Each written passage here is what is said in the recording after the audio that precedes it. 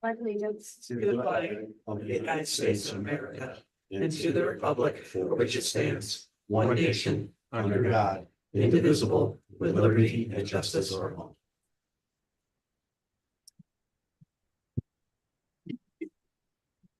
Approval of the agenda. We have some changes, so I would like to amend the agenda to include number 5, move number 10 to number 5 for communications. Oh, no, I'm sorry, move number 9 to number 5, Board of Education access to communications and management. And to add under the 4 new business, make me number 10 old business.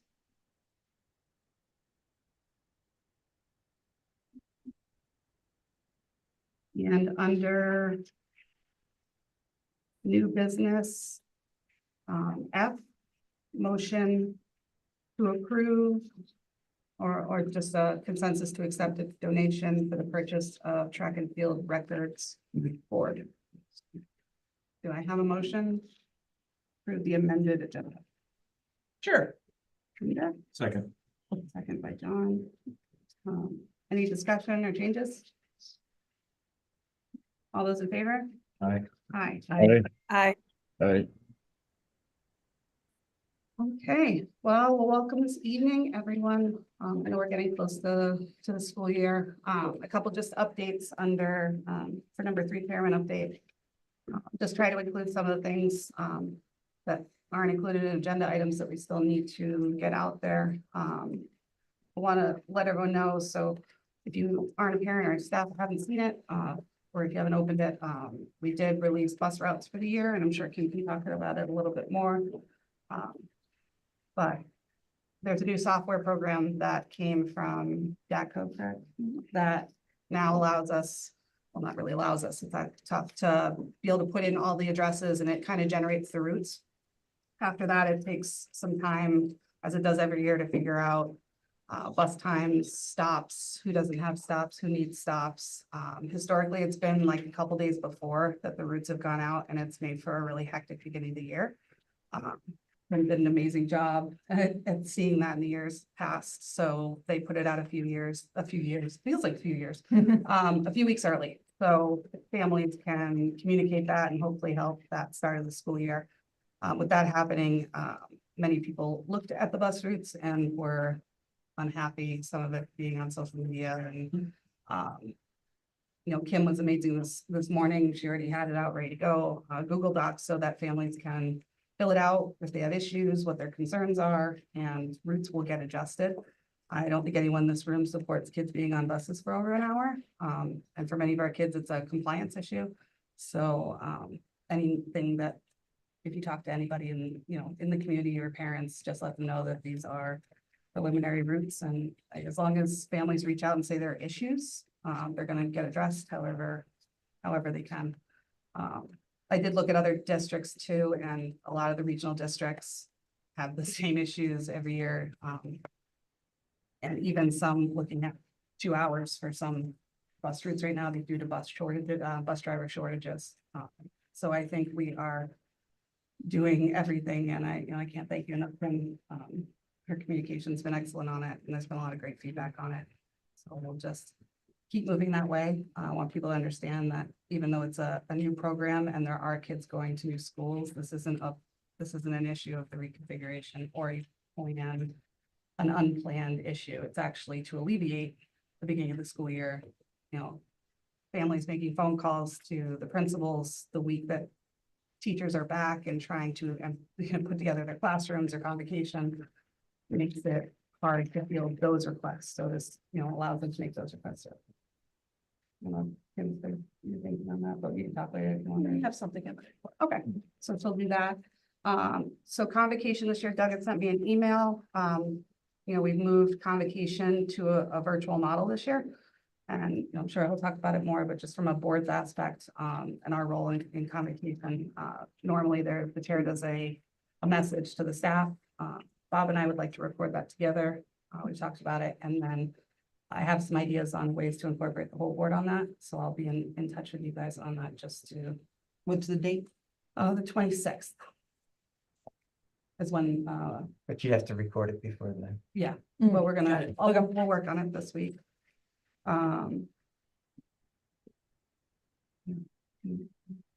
Negotiations or no? But that's not, okay, so we'll leave that one. An update, so there, I had sent a message to the board, but I want everyone to understand, so the communications we sent out, on our next steps, which show what we're doing for the start of the school year. We identified an issue with the post office, in Middlefield. The issue is a, longstanding issue where one of the routes for Middlefield, one of the 3 routes in Middlefield has a chunk, nearly 100 patrons that are from Rockfall and not Middlefield. So out of those 100, we don't know how long it's been happening for, but we at least know the last postcard we sent out and the next steps flyer did not make it to those 100 people on that route. Lucy and I went down and had a long discussion with the postmaster who's retiring next month. And he suggested we write an email to somebody, and he's known about it, and he did, when we went down there, there was a stack of that flyer, we did get the post office to agree to deliver them. And they did, so the families that didn't have it before, at least have the next steps flyer. They did not receive the postcard before the last vote, so. I'm on that route. Yep, did you get it? So you got it the other day? No. Oh, I also don't get packages. I saw that. Yeah. So I got that going for me. We figured it out because the route it's a route that Lucy, Mora, and Bobby Armentino are on. So when they didn't receive it, we asked the neighborhoods and did a survey with the families. So I guess the town of Middlefield's had some problems with their printed newsletter and that getting to residents. So yeah, that's all we can do at this point. I don't know. It's a very tiny post office. And it has to do with an internal clicking of a button. And just so everyone understands, I did report it to the US Postal Service, just so they're aware that we had an issue, because I didn't want anyone to not have that on file.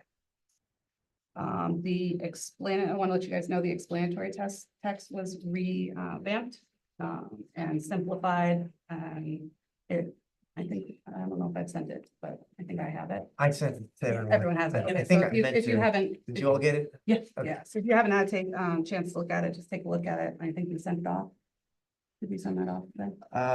She was planning to. I didn't talk to her since then. The towns had asked for it, so I think most important for her to communicate that we had it. And it's, it's bulleted out really well from the attorneys, and I think it'll help people understand a lot better. And that's all I have for free. We can move on to public comment. Do we have any public comment in the room?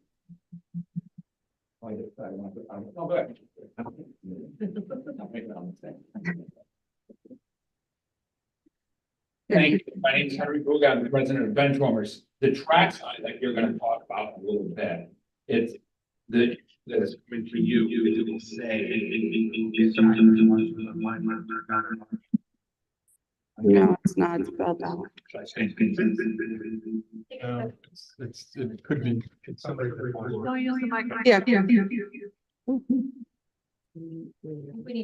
Use the smart board.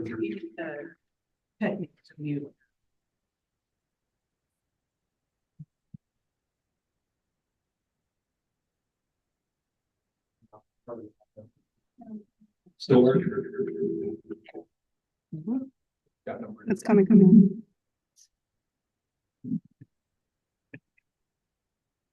I don't need a microphone. I've got a big mouth, so.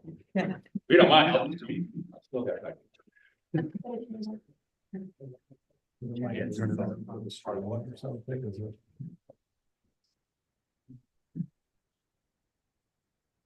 So what the track sign is gonna say, it's gonna say all the records from all the kids, you know, the girls on work sign, so how to jump in. The one issue is that you donate the. Hold on.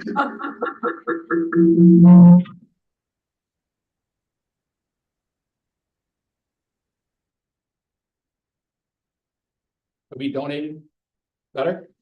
Sounds good. Yes. Okay. Now you can probably use that mic. It doesn't matter, Jason, really, to be honest with you, it doesn't matter, it's not like there's a lot of people in the room. It'll say proudly donated by Liberty Bank on the bottom. So that's why this is coming to you guys, so it will be a permanent advertisement. They are paying for the whole thing outright, so they're paying close to $3,000 for this sign. So, and I have a sketch of what it will look like if no one got it in their emails today.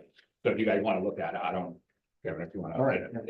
So, and again, what we'll do is as they break them every year, we'll just take the signs down and put the new kids' names up. So that will be broken. We think every 2-3 years, there will be a new record broken. So that's why we want to let you know that it does say Liberty Bank on the bottom, probably donated by Liberty Bank. So that's one thing. The other thing, I know it's not on the agenda, the junior varsity softball field, can I talk about this real fast? Of course, you live Can here. I would like to have it named after Bill Healy.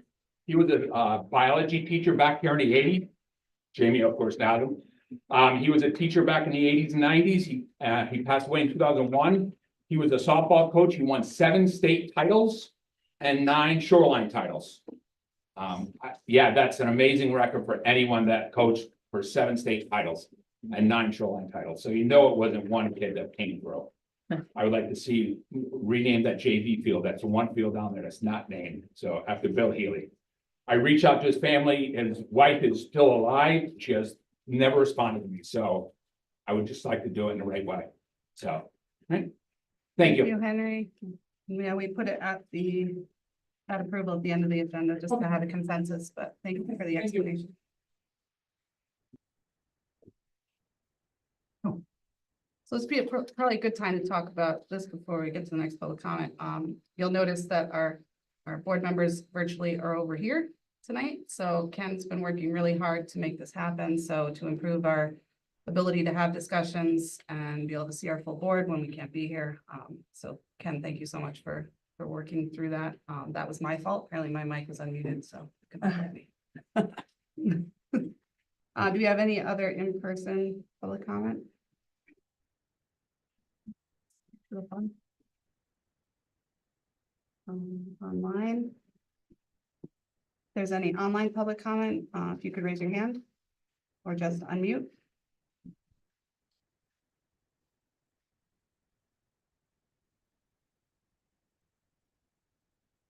Again, if there's any online public comment, you could just unmute or raise your hand.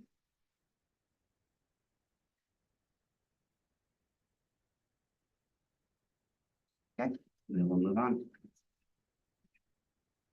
Number 5, board communications. No, Board of Education access to communication and management. So, this is a part of the communication parts we started to talk about.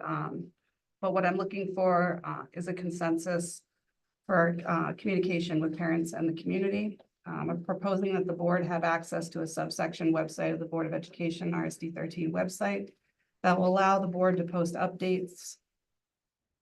They'll allow the board to post updates, statements, and documents. This will allow us as members to point the public to this part of the website to receive board information. Also allow the board to have timely and informative information for the public. I spoke with Ken the other day. He did say that, there should not be an issue in being able to do that. Just to make sure that it'd be separate from our board's agendas and minutes, so that anything that has to do with state statute or compliance for posting isn't affected, and we're not stepping on any toes with Meg when she's posting to that page. So we just want to make sure we're doing it separately. I think that we should look at exploring a possible Board of Education parent square, so that anything that comes from the board comes out from the Board of Education, as well as some sort of either shared social media access for the RSD 13 Facebook page, or the consensus for a creation of our own, so that we can effectively look at things on the weekends and be able to get back to people from a board standpoint. It's very hard for us as members to be able to use our own, even though we can. And even last night, with a lot of the busing, I was using my own in order to reply to people, just to tell people that we'd be taking a look at it and having administration look at it. So just they're small ways just to, that we can do to create, bridges and steps for communication. I don't know if anyone has any comments. I think that no matter what, any communications that go out would have to be a consensus between me, Bob, and Lucy before they would go out. I don't want to make it so one board member is posting on there. I think with the three of us, it'd be, you guys are okay with the three of us being able to approve anything that before it goes up on there. I think that might be the best way to do Can it. I ask? Yeah, of too, course. Just, and this is more so that we give Ken direction. I just think, designating the names of who has access, because you all 10 of you get access, is just the 3 of you, is one of you, and it all has to be routed through that one person, and that's how we'll set up the protocols, however you guys want it, but just so we know what your intent is with that. Because that's how we would set it up internally for staff. Yeah, I mean, whatever works out easier. If it's harder to have, a bunch Do of you have any access at thoughts? once, Do you have or- any thoughts on that? Is it just easier to The get a the single? content editor we use for the website allows us to create subsections, and so it could be one page, couple under pages, and make sure it is segregated for what Meg curates for the website. And I can give everybody an account, or we can just keep it small and, 1, 2, 3 accounts of who to access the website and train, accordingly in ADA laws and all that kind of stuff to make sure everything posted is, in accordance with that. We don't have any issues. Tina, anyone, do you guys have any issues with shared use on that? I'm good with that. I figured that maybe Bob and I can have access to it, and then we'll just make sure there's a consensus of the 3 of us. Lucy, does that work? Sure, that's fine. Now, I do have a question, though. We're talking about Parent Square, but we also have a community square. And I'm wondering, I don't know how many people in the community are aware of it, are a part of it, so that we can get some of these messages, which probably pertain to them just as much as the parents, to get them out to them. I mean, how can we really push and advertise the link to that community square? Yeah, I think you have a really good point. I know Lucy and I talked about it. I do think it would be nice for us to be able to reach out to the towns. I know the town, Middlefield's doing a really good newsletter. If they would, it is part of their community, if they're willing to put a Parent Square link to say, hey, here's the public access for RSD 13. And I know Durham's working on a communication plan as well. We could do that, and we could revamp it and send it out again the way that the administration sent it out last time. Can I add to that? Yeah. Every couple months, Meg or I do put a streaming banner on the website to advertise it, but the community group is, the last I checked, a little under 200 people signed up for it. Yeah. And it is completely opt-in, so people have to come to our website and actually apply to be in it. But then it's internally for us posting, it's just a selectable option. So any communication could be sent to them at any point. It's very easy to select them, but the challenge, as Lucy's pointing out, is getting people to opt in. It's nothing that we can automatically sign everyone in the community into. Right. But I think the it's real, people. Oh, go ahead, Bob. You go ahead, Bob. I think it's really important. I think, every time I go someplace, people tell me they don't know what the board is doing. Right. And they need to have a connection to the board that's not on a monthly basis, but they need to be able to see things that we're talking about or things that we're doing. And I think it's important, in addition to a newsletter or anything like that, to have people be able to see what we're doing. Yeah, if anything, I've noticed, having conversations door to door is that, paper's important to these communities. We have a huge amount of seniors, and these are taxpayers, and these are grandparents, and sometimes they don't have any connections to the schools. So sometimes the paper that they get from us is the only way. Before, it used to at least have some sort of the Town Times, which we're now seeing isn't used for any kind of realm that does help us at this point. So I know we talked about being okay with doing the newsletter. Once we get through this month, and Bob and I can really work hard to get something ready for the beginning of the year and send that out so that at least that information is getting out to the public in paper. Anything else? Nothing else, Ken, that you can think of, but Ken's been great. We had a great conversation. He's the only other thing I'd talk about is, we're tweaking and working with the sound every single meeting. And I didn't really know much about sound until recently, because I thought we could just plug something in and everything would be fine. But we're gonna take a look at what Durham has, and Ken's had some communication with their contractor on what ways to improve things. We're gonna have to make a choice during budget season if we get close to budget, if our quality is not where we want it to be.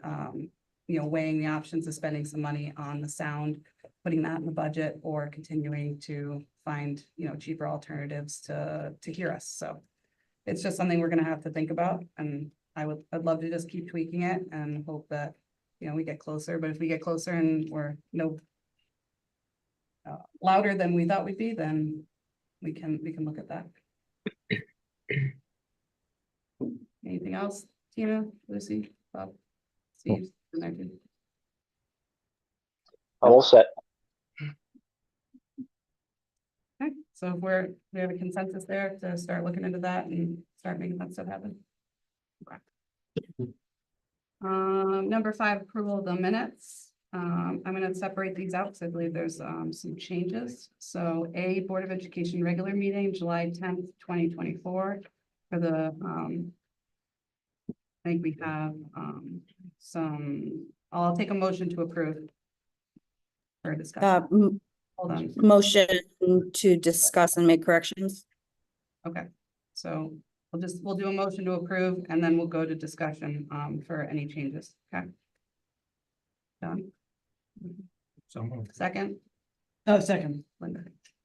All right, are there any changes, deletions, additions? Yeah, I do. I have a couple of additions and one correction. On page 8, so during the discussion of the high school program of studies update, on page 8, during the discussion where students and families, we talked about students and families paying the exam fees. I just wanted to make sure went into the minutes that we discussed, excuse me, that the AP exam fee for 2024 was $98 per exam. Can I keep going? I have 2 more. Go ahead. Yep.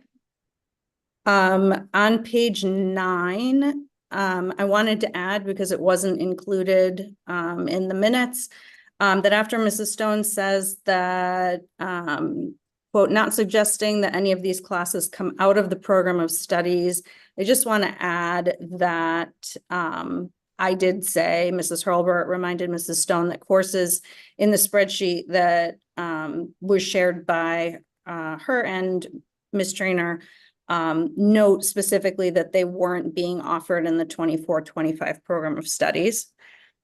And then the third is there was a typo on page 10.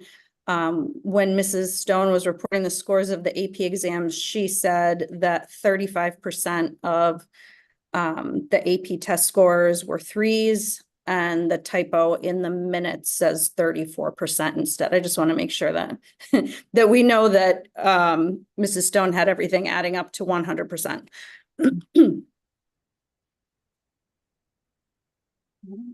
And that's it for those. Motion to approve with the changes. All those in favor? Aye. Aye. And the abstentions. I can lump these ones together. Board of Education special meeting, July 15th, 2024. Public hearing plan amendment, July 24th, 2024. And Board of Education special meeting, July 24, 2024. We have a motion to approve. So moved. Linda. Second by Jason. Any corrections, deletions, changes? Or corrections? No, all right. All those in favor? Aye. Aye. Any opposed? Aye. Abstained. Motion passed. All right, superintendent's report. Thank you. Um, some of what I say has already been said, but it's just important to repeat some of these things. You might have noticed the calendar now says August, so we are approaching the start of another school year. I want to make sure you're aware of some important dates coming up. Again, I think you've been informed of a lot of these already, but Kevin sent something out recently about our new teacher, new employee orientation. That is going to be a week from today on the 21st. And the important part for board members is that we have at noontime some introductions that go on, followed by lunch here on this campus in the cafeteria. And we hope that you can join us for that. It's always a nice thing when you all can make it. And we know that some of you have very busy lives and can't, but for those that can, that would be great. Next is the 26th of August. That's a Monday. That is the day that teachers and other 10-month staff return and report to work. Lindsay mentioned, and as a reminder, we're not doing an in-person convocation.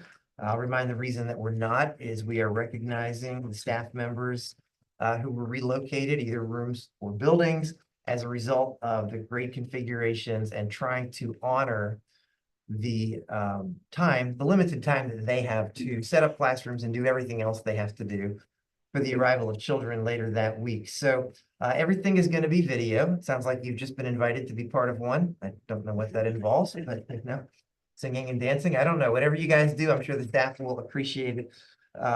We have told them that it's going to be a shorter overall convocation, just again to honor the time, and also knowing that on video sometimes you get fatigued in some of that. So I'm glad the board is doing that. I'll be making some remarks as well. And also Eric Anderson, who you may recall is our teacher of the year from the high school.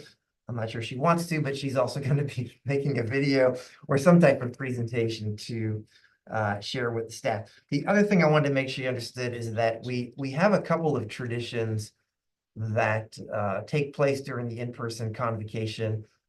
Some people like them, others may not, but we want to honor those. And so they are the Good Apple Awards and also the Service Awards, where, if I'm not mistaken, Kevin, it's 10, 20, and 30 years, and occasionally a 40-year.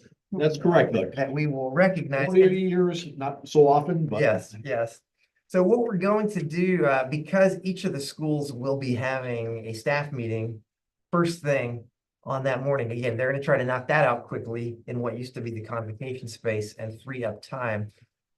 Kevin and I, and Lindsay has volunteered to come with us too. I'm not sure she knows what she's signed up for.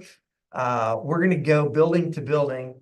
And again, we promised very brief, Deb and Katie, very brief, we promise, do those awards in person so that those folks get that recognition in front of their peers at their schools. And it'll be a little impromptu because different meetings will be in different places, but we will do that. And hopefully those folks will not feel slighted because we're not having an in-person convocation.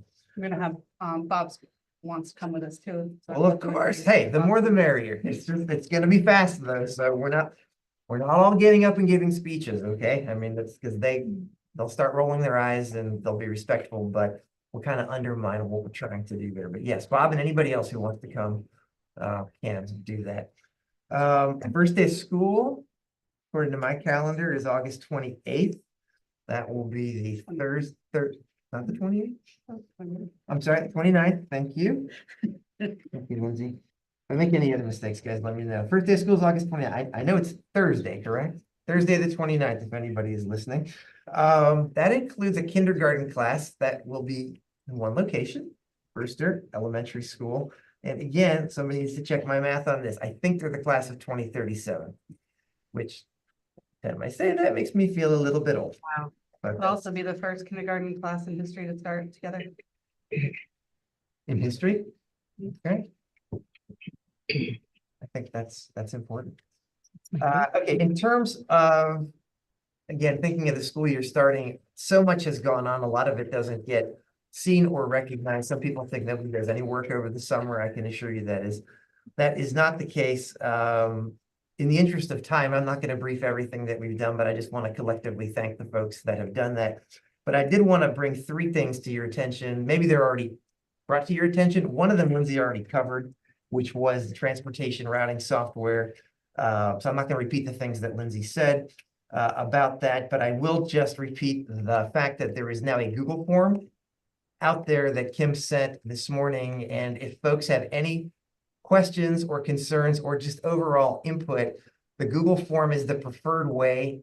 It went out through Parent Square. However, if somebody doesn't want to fill out the Google form, they can call their child's school or they can call the central office, and we'll be happy to take their information over the phone manually and turn it around as quickly as they can. And I have a note here that Kim may have more to report of this during her report. The next one, again, for some of you that were here for building committee, this is a little bit of a repeat, but I just want to make sure everybody knows that the stadium upgrades, including the field turf that's been replaced, the start of the field house restrooms, and the lights are now completed. Kim will say more about this in her report, and one of you will probably say more about this under the building committee report, but I just wanted to take this opportunity publicly to thank the members of our board, our building committee, Kim, Eric, Patty, anybody else that had input, our local legislators. I just think this is a big deal. It goes back a lot of years, long time before I got here and before many of you may have been doing what you're doing now in the district. But just so excited that it all came together, and as an added bonus, that everything is finished prior to the start of the school year and into the fall sports season. We never promised that. We couldn't promise that. We've been wanting this to have been done for a long time, ever since we found out we got the grant. But I just think it's a cool thing to celebrate. And the third thing I'll mention, I just want to give a special shout out to Kevin, to Jen, and also to Samantha Winkler, who's not here, for their work in hiring special ed staff over this past summer. As you may know, we had some significant turnover among special ed teachers, and I'm pleased to report that as of this moment, all of our special ed teacher vacancies have been filled with what appears to be a group of highly qualified individuals that came highly recommended. And I also wanted to add that in speaking with a few of my colleagues across the state, I've learned that this turnover in special education staff is not unique to our district. And I really hope that our newly hired teachers can quickly acclimate, because they're gonna have to work hard. And going back to what I said about the lunch, if you're able to come to the lunch, you can meet some of those folks and help us welcome them. So that is it for the start of the school year. I had a couple of other things to share, but I'll pause and see any questions on anything that I shared at this point. You know, I think too, it's worth noting with the field, athletics are still working on scheduling night games. So some of the schedules don't show night games for some of the sports right now. But I know Todd's been working this week to try to schedule some of the games for soccer and the football games. I think those are all established. I think those are all set. You know, we are going to look at a dedication.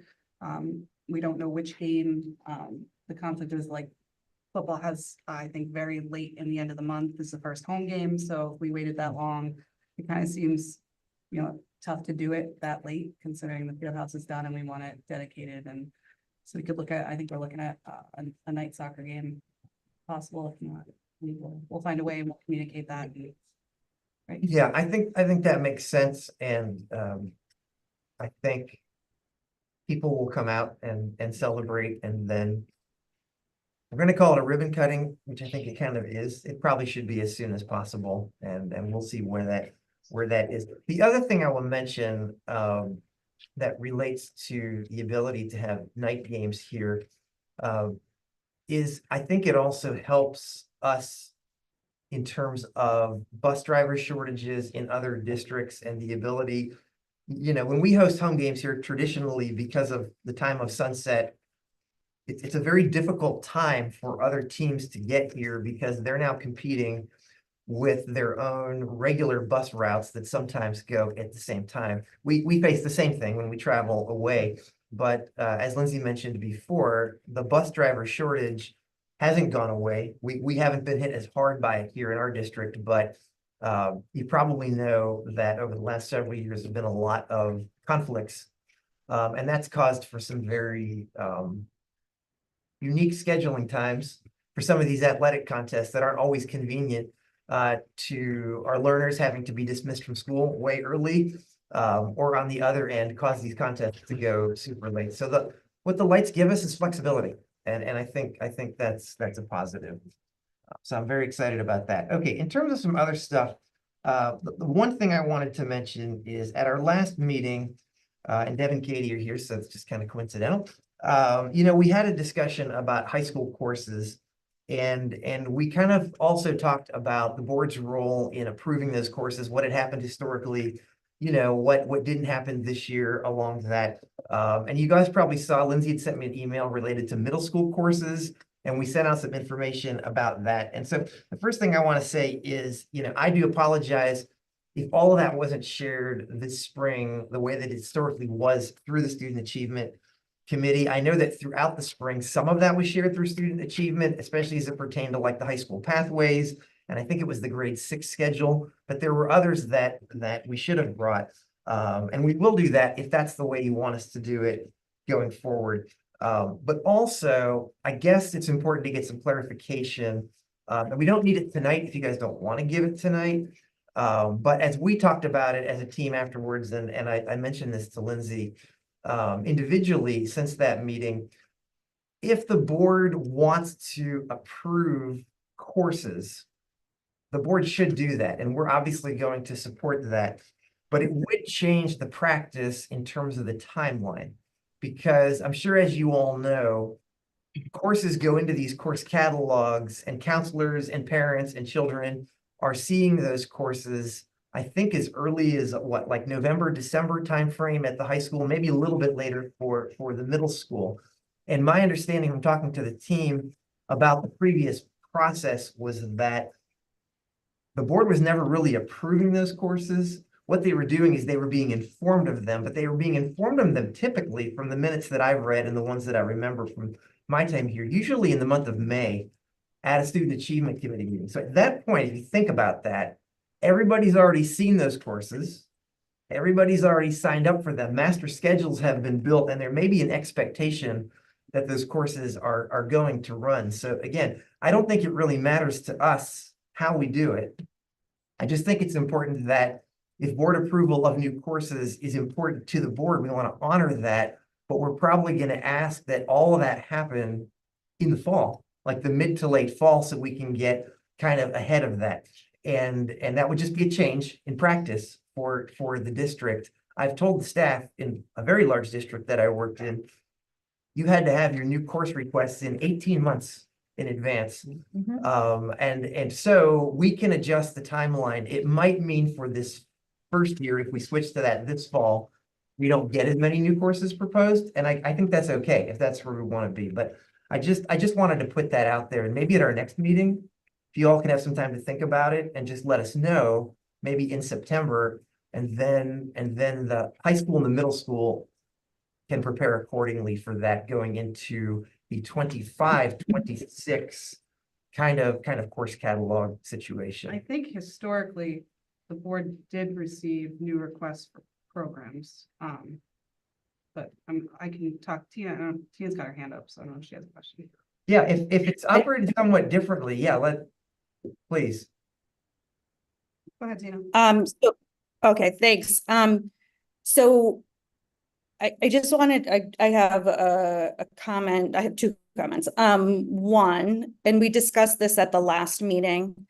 It is in the minutes from the last meeting, that it's not about what the board wants. It's not if we want to approve new programs. It's not if we prefer to hear about new courses before they go into the course catalog. It is state statute that local boards of education review and approve curriculum. So I think we need to move away from saying if it's what the board wants, because it's not that. It's state statute, and we're doing our job by asking for that information. And in terms of the timeline changing, it sounds to me like that's actually the most responsible thing to do and the most compassionate thing to do for teachers if we change the timeline. And I'm not going to get into like the questions specifically now, like we have questions that are going to come up in new business. But we still have classes right now that were brand new to the program of studies this year that I believe still don't have curriculum written for them. And that's not fair to the teachers and it's not fair to the kids. So I agree with you that yes, the timeline will have to change, and that will only be to the benefit of the kids and the teachers who are tasked with teaching these new courses. I also think that the timeline should be in November so that it can be addressed in the budget process. Many of these courses, when we were looking at STEAM courses in the past and we needed to have enough money in our budget to address the STEAM course. And so, we did look at some of these things in the fall period and certainly by January or February because they were hitting the budget and they needed new attention. So I think it's important for us to review the courses and improve them probably mid-fall. Right, and I think with Bob too, and even with Tina, we've taken a look at a lot of it I've sent to you guys. But the board especially had done a lot of work around the electives to make sure that that started at strong. And so it was hard to get those emails that stated that, these were now the electives for the 6th grade. We've never seen any of those electives. And one of those teachers is leaving December. So retiring officially. So I think we need to look at how that continues. If that person designed that course, can somebody just jump into that? Is that something that they're certified for? Are there certifications within some of the electives? And I think it's, it is our role, but it's also, we're a great asset. Our student achievement committee will be an asset to be able to help the administration, and it bridges that gap with parents. I do think there could be some frustrations that come out once families see that the 6th graders have 80-minute blocks. That's new. And hopefully the communication is good around that, but it'd be a good way to publicly have them in minutes that the board has reviewed and wants part in either the electives or large changes along grade level. I think there's I think it's important to have curriculum drive personnel, not personnel drive curriculum. So when people there's a lot of classes I would have loved to have taught, but they would have been Darcy dependent. And so if a teacher is pursuing something that they have a passion for, I think that's great, as long as it's sustainable when they're no longer here. I think that we're too small to have such a huge variety, that there needs to be a real reason for everything that we offer beyond teacher preference. And not just with the name too. I think if we don't really form these courses, whether they're electives or whatnot, and make them solid and improve on them and continue to keep them, then essentially we're running an explorations, which is the former model, but with a little bit more structure. And so I think that student achievement should look at that too and say, are we looking to just have a structured explorations, or are we looking to have electives that we want to continue every year and revamp them and make them stronger? And, a lot of clubs come out of electives, we could encourage clubs that way. And I don't know what the proposal looks like, and so it may already include this, but it should be aligned to national standards, should have objectives for the course. I don't expect it to be a fully formed curriculum, but it has to be more than a title, when we, and again, I imagine it's in a proposal document, but at the very least, it should have alignment to some kind of state or national standard.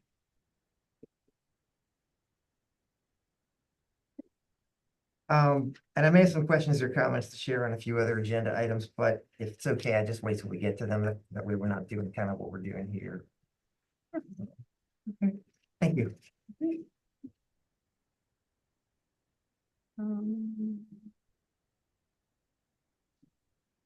Did we do staff reports, or did we move new business? We're on 7 now. Kim's right. Okay, staff reports, Kim. We are into the month of August, so we finished the month of July, 5% of our budget expended. We've received 11% of our revenue, and we've encumbered 50% of our budget so far. June of 2024, the 23-24 school year, we ended that 99% of our budget was expended, 99.5% of our revenue was received. We had an estimated surplus of $508,000, of which $350,000 that I had projected to be from the electricity and a transportation budget item we did not anticipate to spend. That was $350,000 we were able to use to offset the 24-25 budget. No, 20. Yes. Yeah. Sorry. Time goes by quick. So, and then the balance, the difference between that just remains in the fund balance account for 25-26 school year. And I just wanted to mention auditors were on site the week of August 5th. They will return in early September. I just want to give a big thanks to Tippy Pop. She's amazing with the auditors. They don't even have to ask for something. They send a list ahead of time, and when they get there, it's on the desk. And so they have mentioned that they were scheduled to be here all week. They only needed 3 days. So I want to thank her publicly for that's a very area of strength for her. I want to mention the field house, bathrooms, lights, and turf. We can talk about that a little bit more under building committee. All I wanted to mention about that was that the turf is in, the bathrooms are completed, COs have been received, the lights are installed, and they're being tested now to just kind of see what the coverage is, if they need to be adjusted at all. And then there's, as Doug had said, there's a ribbon cutting or some sort of event to honor that and to dedicate it coming up soon. PA systems and the sprinkler project are underway. As you can tell, Eric has been very busy this summer, very busy. And the sprinkler project is just coming to completion. And then the PA system upgrades are also in process. And you'll remember we put those things into the PA system recently into the budget. The next thing was transportation. Again, I want to publicly thank Robin Golombeski. This is an area of strength for her. She does a great job. You know, it was her idea to do the Google form in all transparency, and I thought it was a great one. So, you know, what I wanted to mention about that was all the bus routes are new this year. They're new to us, they're new to parents. And also to time that with a brand new software program, which is amazing. We love it. But with everything, there's a little bit of a learning curve. Things look different to parents. The portal here was down today, which is just our luck. And so, you know, things that are happening that are coming up. But I made the decision to release the routes early, and I had said it at a previous board meeting, but if you didn't hear that, or, you know, maybe I should have said it again, we usually hold off and have it a little bit closer to school starting. But I wanted to release them early so parents could make childcare plans, because they didn't have an idea. You didn't have the benefit of last year's stop to count on. And, you know, so far, you know, and I go on, you know, understand I want it to be 100% accurate, but if I'm 85 to 90% accurate, I'll take that all day long, and we'll fix that 10 to 15 in the next 2 weeks. So, what the feedback from that Google form that we sent out, we're between 5 and 7% have reported issues. So I'm holding in with that 95%. Not everybody's read it, so I'm not saying that everybody is right. Some of them are just simple fixes in the sense that we just need to log into the portal. And that the person just didn't do that, didn't know to do it. So we're working through those. The routes are computer generated, so it requires human intervention. It requires district staff, it requires DACO staff. But it also doesn't know that people speed fast on your roads. So that's where we need the public to tell us. We know which roads are kind of, you know, issues from previous years, but we need your input. So I apologize if I wasn't clear enough in that. I should have been, but these were released for feedback for us so that we can get it right. We don't want buses over 45 minutes long. We can do an hour. We prefer 45 minutes. So if your bus is showing over that, please know that we're waiting for changes, alternate stops, things like that to be entered, and that adjusts time. I'm not gonna allow a route on the road that's an hour and 20 minutes, an hour and 30 minutes. There's no way. So anywhere between 45 minutes and an hour, to me, is too long. But my goal is 45 minutes, so please just keep that in mind. And we're reviewing them daily, so changes are being made as we notice corrections, and so times are gonna change. Do ask you to check the bus routes again before school starts. I say the night before, if you would check a couple days before. Once we get the things solved, I may send another parent square just saying, hey, this is now kind of our final, not saying we can't make changes, but please check it and let us know if it works for you. And we are committed to making these changes. We want your child to ride the bus safely. We want your child at the bus stop safely. We want them to arrive home safely. So please know that we are not purposely creating long rides or, stops that you feel are unsafe. We need your help on that. So again, Lindsay mentioned, Doug mentioned, there's a Google form. Was in the parent square. It's also on the transportation page on the website. But if you can't get to that, call the school, call central office. We've got a running document. We're doing a live call with the bus company tomorrow. We're going to work through all the changes. We're going to get it fixed. So I thank you for your understanding, and please provide feedback no matter how small. Some things we can't accommodate, but most things we can. So if we can do it, we will. Sorry that was long. That's all. Thanks, Kim. Okay, committee reports. Bob, I know you were listening. Do you want me to report on building, or John? I can do it. Oh, look at that. He's offering. I'll offer. That'd be nice. So we had our meeting tonight, and some of the things we discussed were the Picket Lane paving, phase 4. We had talked about some drainage and some issues with some pooling of water on some of the roadway on Picket Lane. We've come up with a couple of different options that we're going to be getting some quotes for, whether it be some swelling or some other options there. We also approved $7,012 for the drainage. That was under that as well. School facilities update, that was the referendum portion of that. State grant of the field house and lighting, we talked about that, and pretty much everyone's pretty much been talking about that and how we're almost at total completion there. Just some testing of the lights that needs to be done, but the bathrooms are both completed preliminarily. Those are both done so that so we were able to get the lights going. So that the field and the field house and the lighting are almost all complete, if not all. One of those bathrooms is fully ADA. Yep. And the other one is, the thought is to make that a internal and external eventually. It's only external now. And the bathrooms will be winterized, just, like any other outdoor athletic complex would be in the winter. Let me talk a little bit about like what would be looking at funding wise to be able to do a completion of that building eventually, and do a timeline and kind of like a 5-year plan, 10-year plan on what we want that field house to look like. Which, I didn't even mention a building, but we should do some surveys, the community on that as well as we're doing it.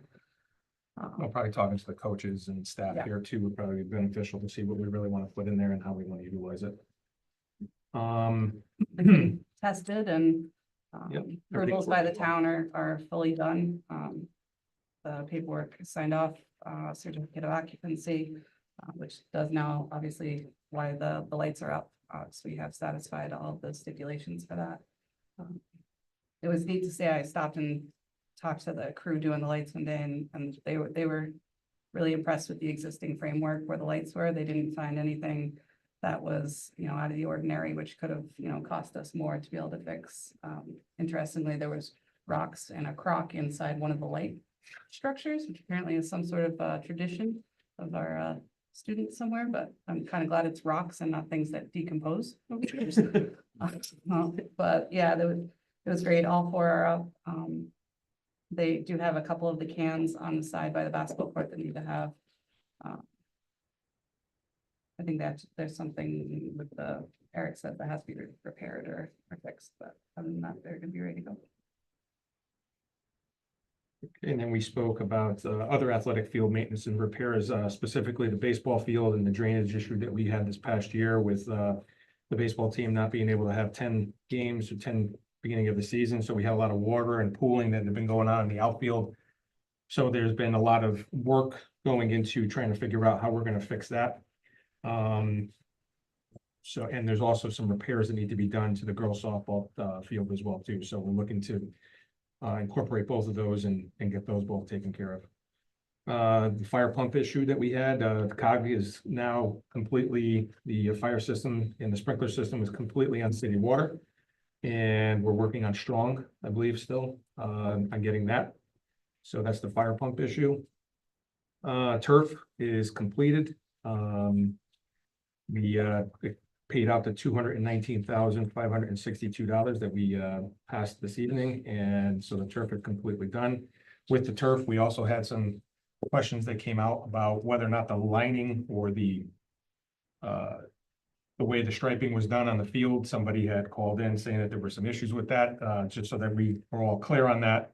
The field is CIAC approved, all the lights, all the lights are CIAC approved. All of the striping, whether it be football, baseball, football, soccer, field hockey, are all aligned with CIAC. What's that? Lacrosse. And lacrosse, I'm sorry.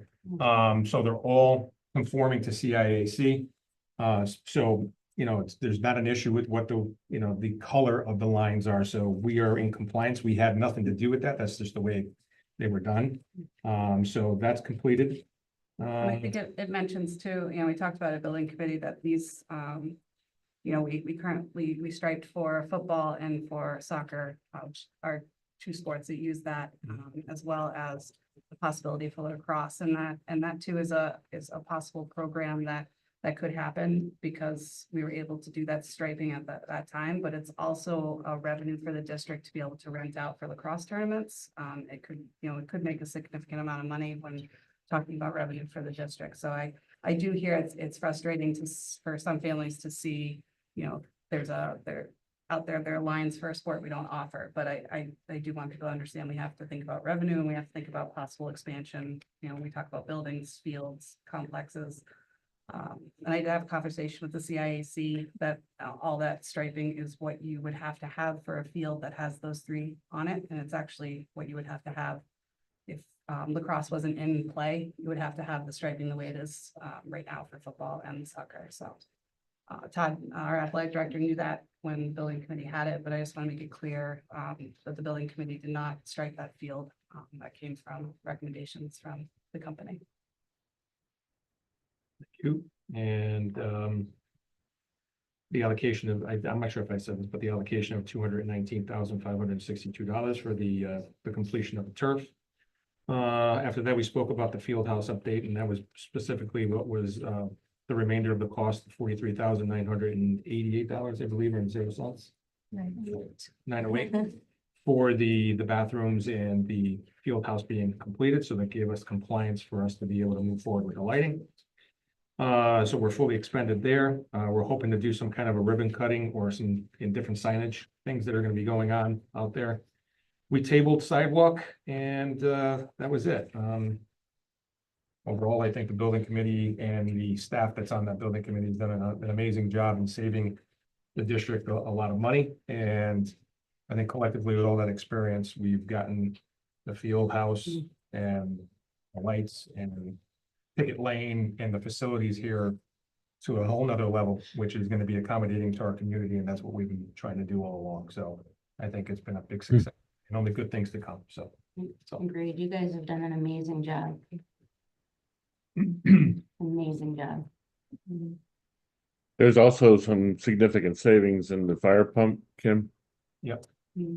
Yeah, it's in the neighborhood of, you know, numbers have been talked about in the past to say that we'd save 600,000. That's not what we're saving. That's how much we had saved.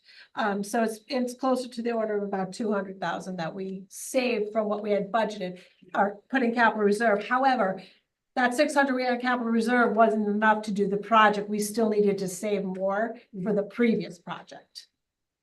So it's going to save us on having to put away money for Correct. capital as well as be able to have money to allocate for capital. So. Yep. That's great. Good. All right. Good.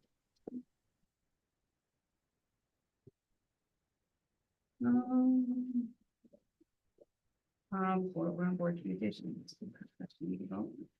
Okay, I don't have much here other than, I have received, a good amount of communication, and feedback, and since the board is in our silent period, I have just passed that information on to other people and hopefully they can find the information from those people, or find me on a personal realm, not on a different level. I went to the CAVE Leadership Conference on the 8th.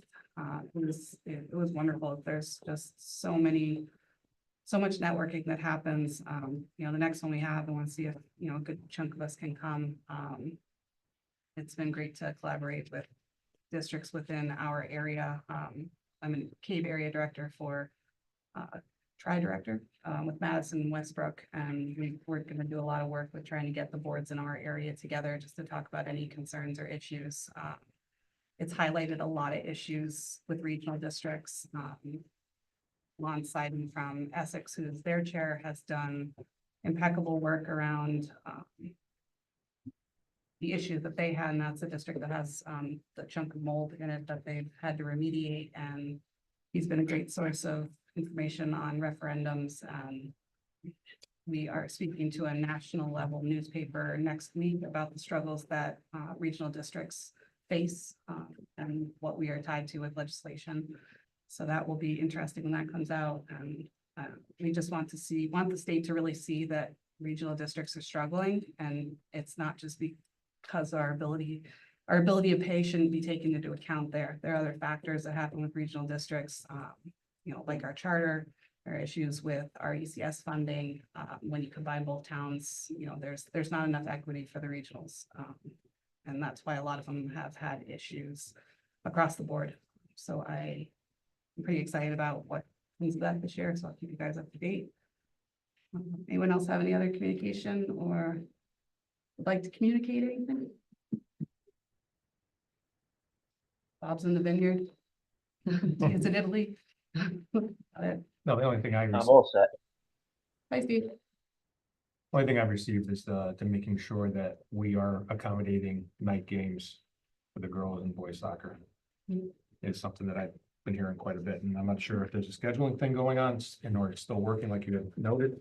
Yeah. I want to make and- sure that we are emphasizing that does get taken care of. And John reached out to our athletic director, and some of the issues he said, has to do with a lot of, athletic directors are tied with the teachers' contracts, and so they're not working right now, so he has to communicate with a couple other districts before he can change around buses or times for games, but he did say that we would have night games for both of them. It's kind of why we're waiting on the dedication to see if there's a night game that accommodates for, girls or boys soccer, so. Anyone have anything else? All right, we'll move on to old business. So we add this agenda item, we don't normally have it, but we realized that sometimes looking back at minutes, Bob and Lucy and Tina and I had taken a look at things and we're kind of want to keep old business on so that if there's anything that comes up that from the previous 2 meeting minutes that we have to bring back up or we didn't get resolved that we can discuss. And we're going to try to section that out next meeting so that it's an A, B, C, like our new business, if possible. So, Tina, if you want to go ahead. Yes, thank you, Lindsay. So with the idea of like seeking information and clarification, I wanted to check in on some of the action items and asks from the July 10th meeting, which was our last meeting, specific to the discussion on the high school program of studies update. So there were some questions that came up that I think either you needed time or didn't have the numbers with you, and I just wanted to check in and see if any of this, if we were able to to answer any of these today. And I know that this wasn't in the agenda ahead of time, so I get if you don't have the stuff with you, but I just wanted to make sure that we were all kind of on the same page, that these were things that we talked about needing more information about. So there are 5 points that we left saying we're going to need some more information. So the first one was about the pathways. Mr. Moore asked, which classes were included in each of the pathways. And Bob, I don't know if you received any information on that. I just wanted to follow up and check in about that. I don't know if we lost Bob. No, I haven't heard.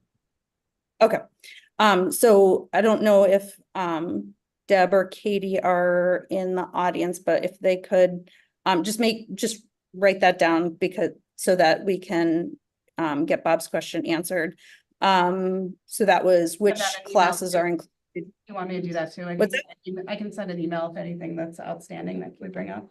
I thought he had asked, sorry, I'll just jump in. I thought he had asked us for the pathways document, which I did provide all of you guys by email. That's what I thought he had asked for at the meeting was, he asked for which classes, and I said they were highlighted in the pathways document. And he said, if you could share that with us, that would be great. And I did, I sent it to all of you, but if you want something more, Tina or Bob, I need to know what that question is. No, we're have pathways and then each course that's underneath that. In there. Correct. Yeah. So the It's in there. new courses are, I mean, they're listed in there as articulated courses. Is that different than what you're Is that asking? different than what you want, Tina? No, it's not. Again, it's not really what I want. It's what we talked about. It said the minutes say Mr. Moore asked for information on what classes are included in each of the pathways, and Mrs. Stone will forward that. So if you did that, that's great. I'm just checking in because I have a list of things that we said we were gonna take care of. And I just want to make sure everyone got it. I did send it to the entire board. okay, good. My second question is, you had mentioned needing to be able to follow up with Rob Bajoris. He was away to talk about the unified music curriculum. And I wanted to check and see if you were able to do that. How does it do with music? No, it's going to be music in our lives. And yes. Can you put what's going to be music in our lives? So we had talked about having a unified music class and having, and I Right. hope when I said Rob, I think of Rob when I think of unified. Instead, we're going to have a co-curricular, special ed, regular ed, music in our lives class. That's going to be some of our unified students in there with peer mentors. And yes, we have a curriculum for that we can forward you if you'd like it. Yeah, that would be great. Yeah, and we can take a look at that at student achievement too, but if you could forward that curriculum to us, that would be awesome. Were you able to check, we had questions about the number of students that were registered for the EMR, EMT, fire science and tech ed, as well as data on how many students expressed interest in courses during pre-registration for those classes. Were you able to get those numbers? So I did look in the minutes and I didn't see that specific question. So if you could send that to me with specificity, I can get you those numbers. I know we discussed it, but when I looked in the minutes, I didn't know which classes, I mean, because I went back in there too. And I need to know if you want pre-registration data, registration data, or electives data. Okay. All right, we can do that. Thanks. All right, and I think that was it because you said the articulated courses, those got sent to, you shared the curriculum for the articulated courses. I don't, Liza, did we? No, the curriculum is based on the University of Bridgeport syllabus, which is which the teachers have been given, and then they are taking theirs and aligning it, which we have. So we can share the syllabus with syllabi We with can you share the and, syllabi. and then the, like the physics course or the chemistry course, for example, already has a written curriculum. Yes. What does that mean, Liza? You're gonna take the UB course curriculum or course outline and try to see if it fits into what we teach in chemistry? And Correct. try to merge that into a curriculum that meets our requirements? Correct. It's similar to AP, like like using the AP curriculum and making sure that ours, what we have aligns with what AP is expecting.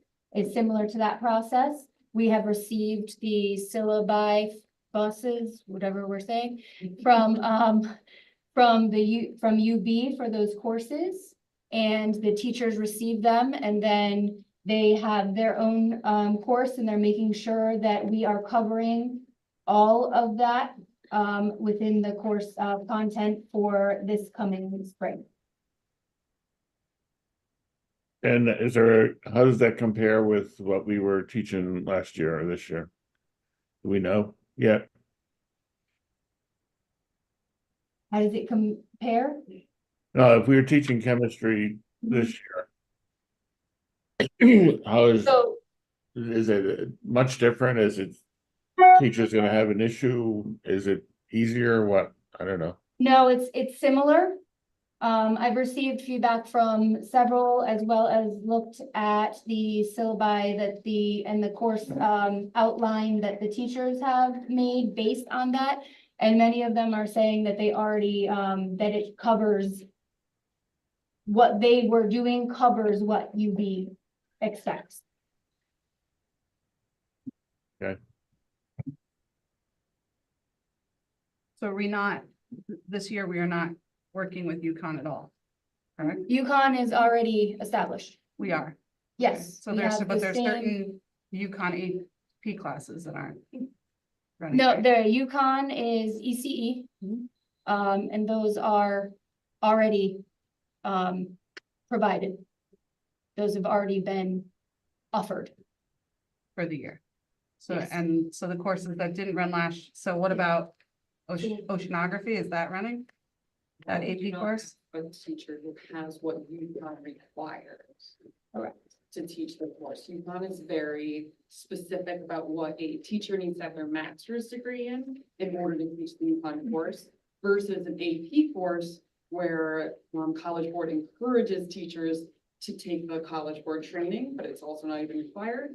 So it's just different requirements for the different type of college courses. But So we haven't had anyone that wanted to get certified in that course? They would need to get their master's. They have to get their master's They degree have to in get their master's in oceanography. oceanography in order to teach that course that was being taught before that teacher left. The teacher who left was grandfathered into being able to teach it before UConn made that specifically. And the University of Bridgeport does not have that requirement. They have a requirement for a master's degree, but it can be in education or in teaching of the subject matter, not in that subject matter itself.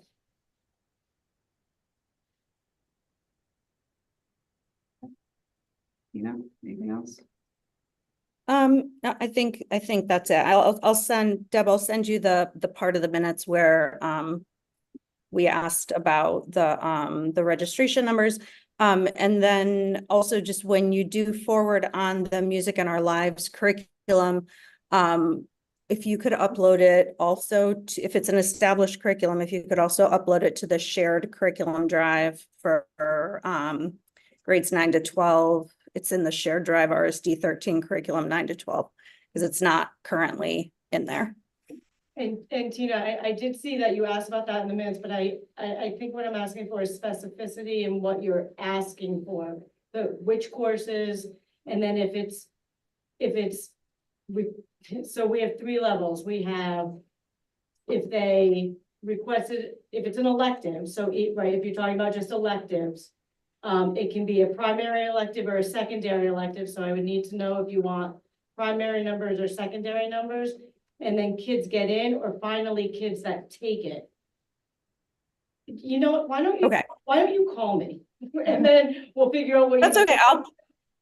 I'll send it in an email and it'll be super clear. The courses were, because the background to it was, are we offering proportional course offerings based on what kids are asking for the percent FTE that we have in tech ed. So if we have a 0.6 tech ed teaching certain classes and teaching 0.6 teaching the EMR, EMT fire, and 0.4 tech ed, are those proportional? So it was the EMR, EMT fire and tech ed courses that would be like the woods and the engineering and those, but I'll write it all out and I'll send it to you in an email. And I have no other questions. So thank you. Thanks, Tina. Okay. Number 11, right? New business. So looking at 11A, review of board goals and objectives for 2024, 2025, possible discussion and possible vote. And I'd like to table this until next meeting. A lot of the information and the work the board has been working on collectively and individually. We're going to need to take those goals and objectives and really revamp them on the lines of curriculum, our role in curriculum, climate, and communication. So a lot of those expectations, we need to have out there into the public and what our goals and objectives are. And I want them to be clear and concise. So under those three, I think in the next month, if you guys can take a look at them, we'll re-forward them. And any suggestions around those three areas of curriculum and climate and communication, so we can expand those and have it ready for the next meeting. Lindsay, quick question. Oh, do you have a date that you want feedback by? When's our next regular meeting? September 11th. September 1st? Does that work? For any changes? Then Perfect. go through and revise them and make them ready to go for the 11th meeting. Awesome. Bob?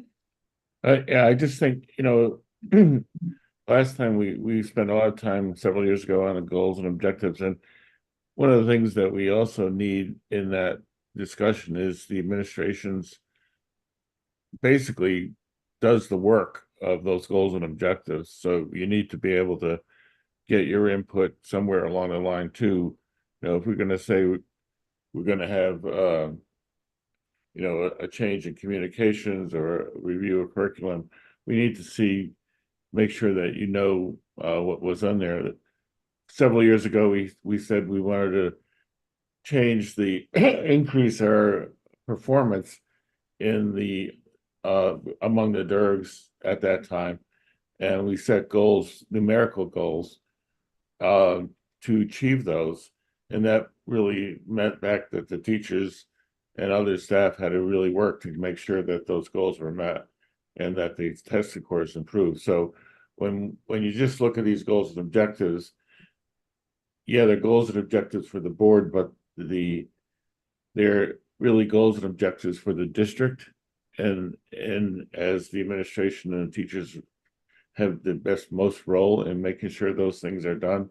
So it's important, I think, for the administration and many of the faculty to take a look and also be aware of where we're going.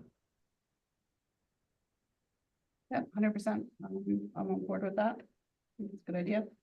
If we get back those by September 1st, we can, Bob, we can take them and then we can run them by administration. And anyone else? Sound good? Right, so we will table that till September with some revisions. Number B, establishment of a curriculum committee. So we've talked about this a lot. We've even talked about some tonight. When we're talking about the duties of the Board of Education, section 10-220. Each local and regional Board of Education shall establish a school district curriculum committee. The committee shall recommend, develop, review, and approve all curriculum for the local or regional school district. Each local and regional Board of Education shall make available all curriculum approved by the committee and all associated curriculum materials in accordance with the requirements of the Protection of Pupil Rights Amendment. And so what we are looking here is to make sure that we establish, and motions right here. Got it. Bear with me 1 second.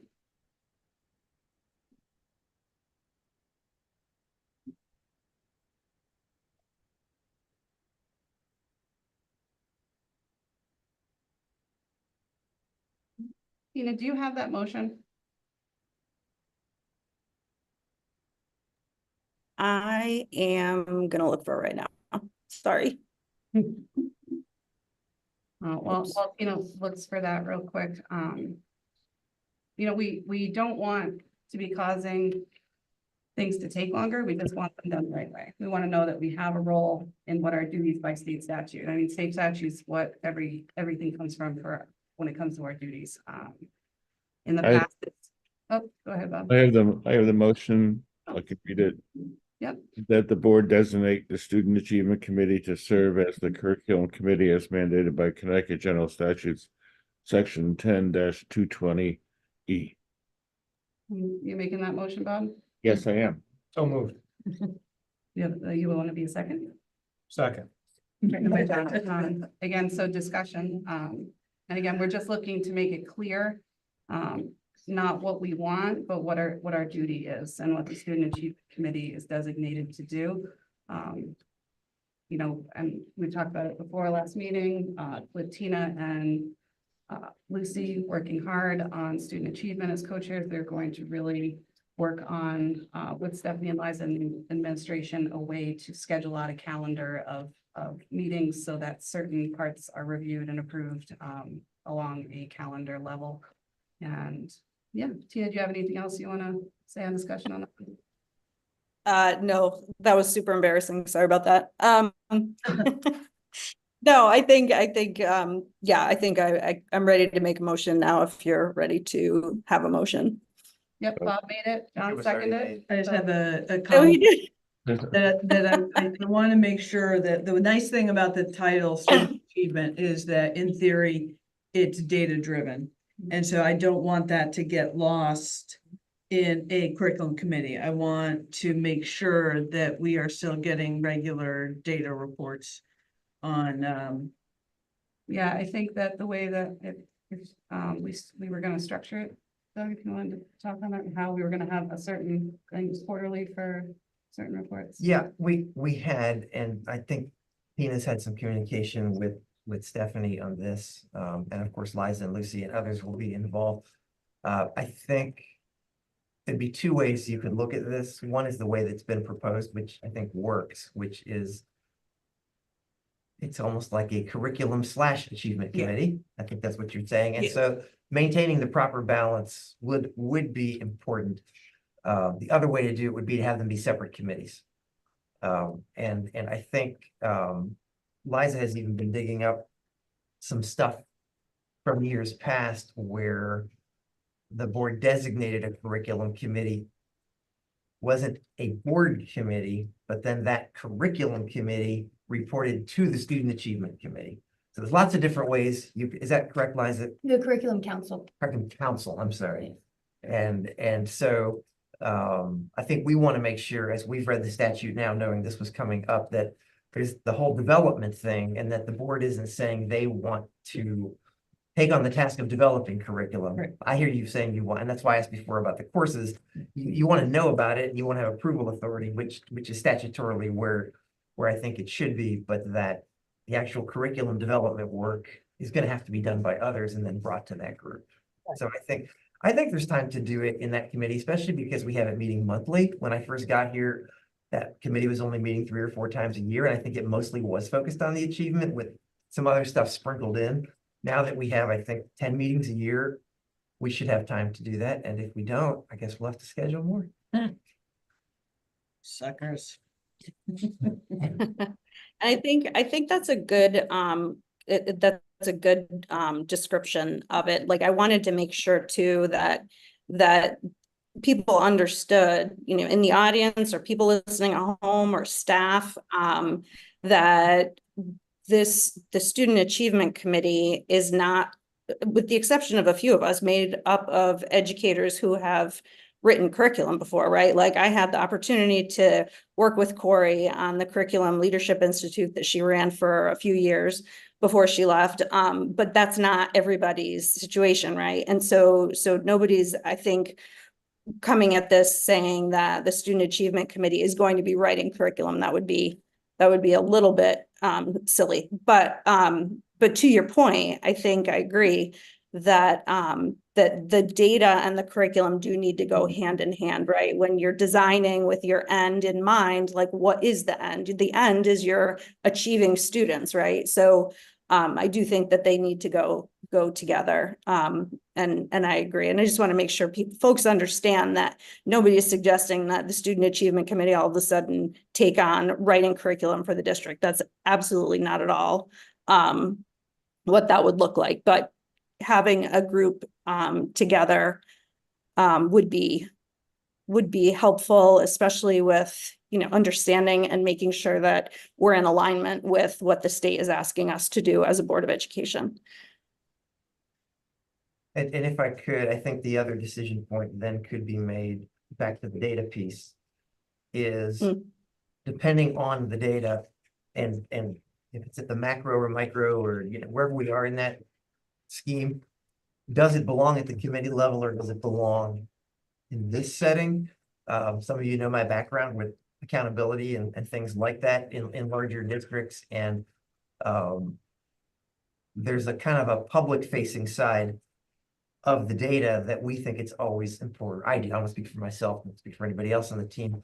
And so if the work of that committee becomes too curriculum heavy, that could be another option that the committee could consider, would be to move the data reporting to these meetings and have the committee itself focus more on the curriculum, or perhaps the data that's more kind of at the micro level and not the macro accountability measures that maybe more of the public is interested in seeing.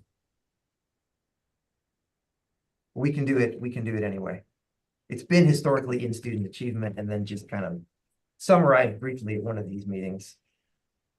Wait for student achievement to meet. And then Yeah, and I think as you're designing the year, I think that's something you can kind of try to map out. No other discussion on this. I will take a vote on the motion to. We can see them. I can see that they're. Okay, so we'll close that. All those in favor? Aye. Aye. Aye. Any opposed? Abstained? Okay, motion passes. Okay, on to number C, creation of a special education oversight committee. So this is on the agenda tonight. What's happened over the course of, I think Doug touched on it a little bit, thanking the staff for filling the special education vacancies. I'd like to be able to put a committee together for the Special Education Oversight Committee.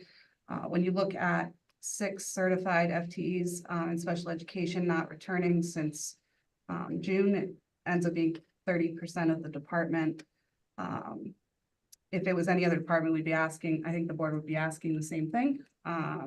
What we're going to be asking for information to ensure that we are supporting staff, that we're supporting students and administrators in the capacity with which and the administration in the capacity of which we have been elected.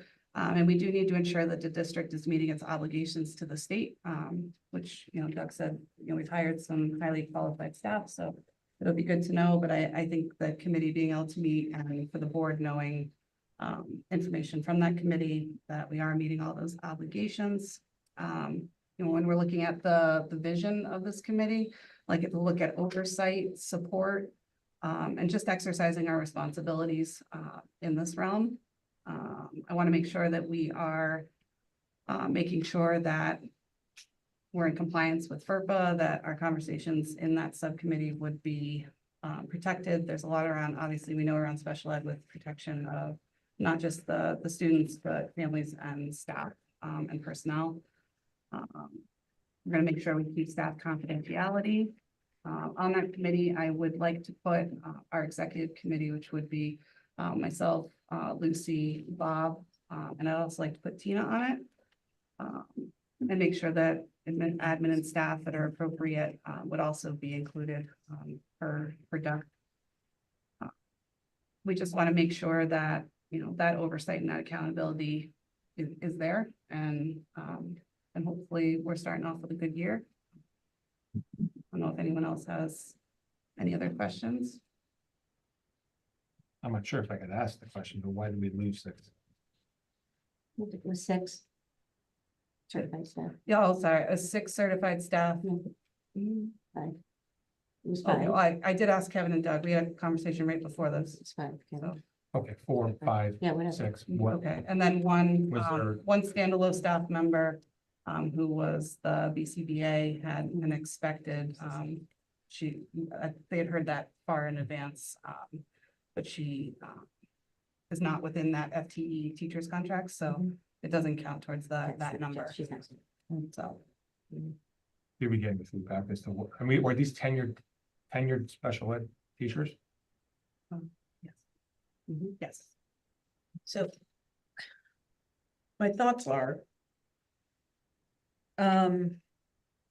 if the precipitating event for this oversight committee is a unusual number of resignations, a committee that oversees compliance is not necessarily going to be addressing that. So I just want to make sure that our response is commensurate with what we're really looking for. And I just know that the state does so much compliance checks.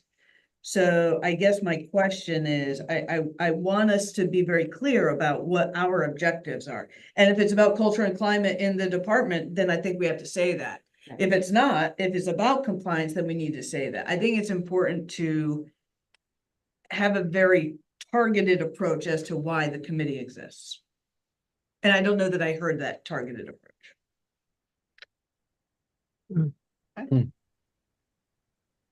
You have anything on that? Linda, that makes a lot of sense, and it makes the purpose a lot clearer when you put it in those terms. So we can take that, compliance part out and just make sure that the oversight and support, the oversight on what happened and the support for the staff remaining and the staff that are coming together. And we can do some work around that. So if this is going to go to a vote, I just want to say that I would feel more comfortable with the vote if we had that kind of really delineated. But that's just how I'm feeling about if we were to take a vote about establishment of that. Linda, what words would you use for that? Well, again, I have that not being privy to all of the conversations, right? I don't know if it's, I mean, is it an ad hoc committee, right? Is it something that we just want to kind of go in, target, take a look at, exit interviews? Oh, this person didn't give one, reach out to them. And if that's what the goal is, then to do that, and then it disbands, Yeah, it or, wouldn't be a continued subcommittee, it would be an ad hoc. yeah. So again, I think that wording would be important to put in there so that it doesn't, just kind of turn into something that we always have, unless we want it. Like I said, I just think it needs to be clear. Our objective for that committee should be kind of crystal clear. Okay, so we can do a motion to approve the creation of a special education oversight committee, pending, the board getting, a clear description. of that I committee. would feel comfortable with that if we specifically say an ad hoc. Yep. At this point, and then however you come up with the objectives after that. And notice I say y'all, not me. Enjoy. And if I could, I'm glad you asked the question about the ad hoc, because I pulled the policy on committees, Mhm. and it does give the board the authority to do this. If it also gives clear delineation on what the objectives are and specifies, it would kind of do its work, make a report to the whole board, and then disband, essentially. The other Yeah. one is to make it permanent, but that would be a policy issue to add it to the list of standing committees. And it sounds like, from at least what Lindsay's saying, is that she's viewing this more as the ad hoc. Yeah. And so I think by your policy, you'd want to have those things written into the motion, those objectives. I don't think it would be you establish the committee and then you figure out what it's gonna focus on, I think that would kind of undermine your existing policy. You can still do it. I'm just telling you kind of what my read of the policy says. And if I could, I wonder if you all considered, because since I've heard this, it's kind of been spinning in my head too. As I hear the issue being framed, I hear it being framed as an employee retention issue. That for whatever reason, we had half a dozen special ed teachers leave the district. Could be for lots of different reasons. Some of that may be related to special ed, and some of that may be much broader than that. And so would you all consider, instead of creating this committee, just putting this on the existing Human Resources Committee, which I know is not an active committee, because you might discover things that are germane to not just special education, but could actually benefit the district. And I'm not trying to put this on Kevin, but you know, a lot of times recruitment, retention does fall under that HR. And I'm not discounting that there was a disproportionate in special ed this season, but in other seasons, it could have been another subject. We've had high turnover in high school math recently. And again, I'm not looking at you guys, I'm just saying. Well, I think, and I think we yeah. can do that in a future sense, what I Good, hear you yeah. say is that you need to be clear and very detailed in what a special education ad hoc committee would be, but then you have, you know, some issues with that, but you don't have issues with it blindly going on an HR committee agenda without any kind of structure for that, which I don't think we want to do anyway. I'm not suggesting that. I was just suggesting that rather than create another committee, you have an existing committee that could be tasked with doing exactly what you want to do and do the exact same work. But that's up to you. I think I think I've shared this with you privately, but I'll say it publicly.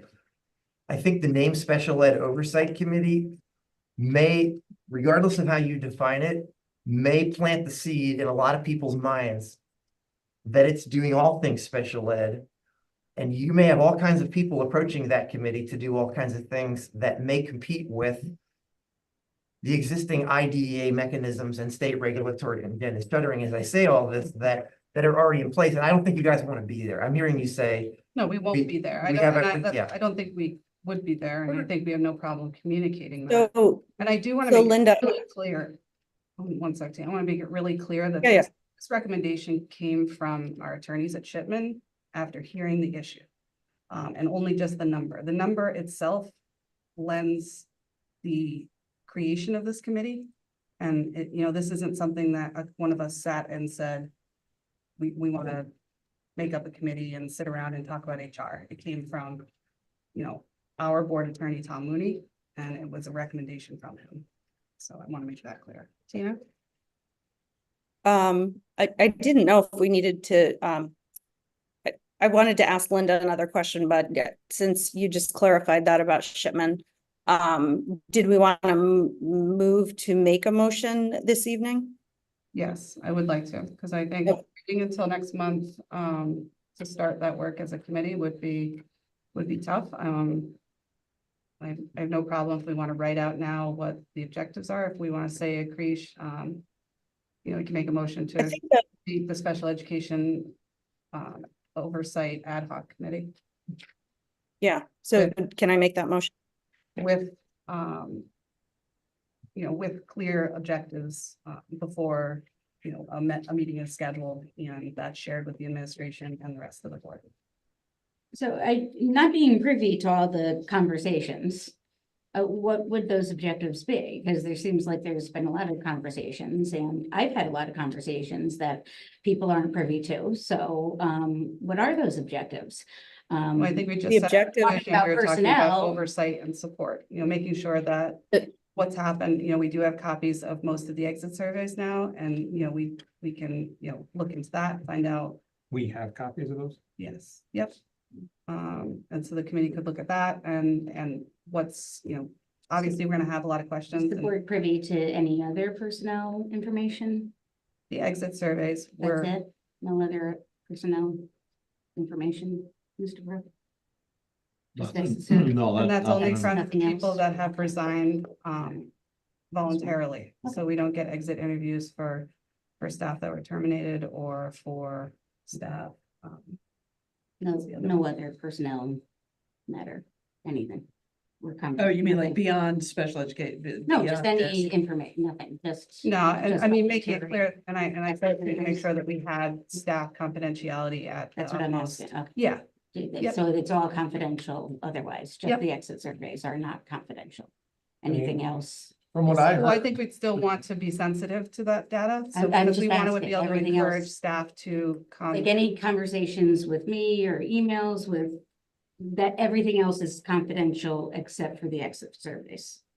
Can I just pop in here? I don't think, I'm just gonna pop in. I don't think that anybody right now can say for certain that everything else except for exit surveys will be confidential. I don't think that that's, I don't think that that's and when you say confidential, do you mean that would only be like that Kevin as HR would be the only person that has access to it? Is that what you mean by confidential? Or do you mean by like if the committee requests information, Yeah, like what level of confidentiality are we talking about here? I don't know, that's what I'm asking, because. Well, Okay. like I said, we'll just make sure that those are communicated through the administration and the board before a meeting's scheduled and it's agreed upon.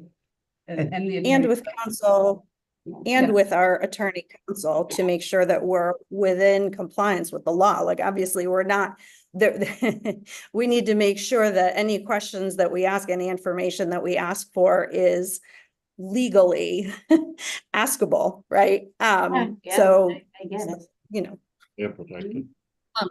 And I think, Jen, to your point, your question was specifically, what are we looking at? Yeah, Specifically, what is the charge of the committee? The charge would be to review and consider the causes for recent resignations of special education teachers, and then formulation of recommendations. Either for the superintendent or for the department, but I think the way that that the motion might read would be the recommendations for the superintendent. Moving forward, I don't know if that helps at all. And if I could, I think I can make this easier, because as I'm rereading the committee policy, I don't believe this requires a vote of the board. My read of the committee says that the chair has the authority to appoint this committee. I understand, I know you want everybody's Right, the consensus on vote it, is not a obviously. vote needed legal formation. The vote is a consensus of our board, Right. so. And I figured that's why. I just wanted to make sure that you guys knew that Lindsay has that authority. And so, motion, so. may I share with the board something that I wrote? Sure. So there's a lot that I can't say, within the bounds of confidentiality, but what I can tell you is over the last few years, there's been an increase in oversight and accountability measures for service implementation, IEP compliance and evaluation standards. There have been changes in scheduling to create more equity. While department changes are discussed with special education team leader, teacher representation from every building. Special education building team meetings are held regularly with district and building administration to discuss concerns, cases, professional development needs, ideas, etc. They are scheduled weekly, but may be missed occasionally due to scheduling conflicts. If a staff member is uncomfortable with speaking in the whole group, they are encouraged to reach out to their special ed team leader or any administrator individually. There is a special education teacher, related service provider, and paraprofessional shortage everywhere. Districts and/or district personnel are actively recruiting special education staff via emails and at community and school functions throughout the state. We received over 20 highly qualified applications for our open special education teacher positions. Our department, along with HR and the business office staff, worked diligently over the course of the summer to ensure that we hired highly qualified, highly recommended, and greatly motivated individuals to replace our staff who have resigned or retired. Their resumes and references will speak for themselves, and I look forward to you meeting them.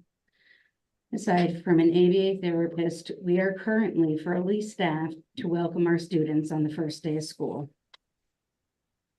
In addition, we have created an in-house cohort for OG training to have 5 more teachers fully certified by the end of the school year 24-25. And I am confident that this brings District 13 into the highest percentile of staff trained in the science of reading in the state.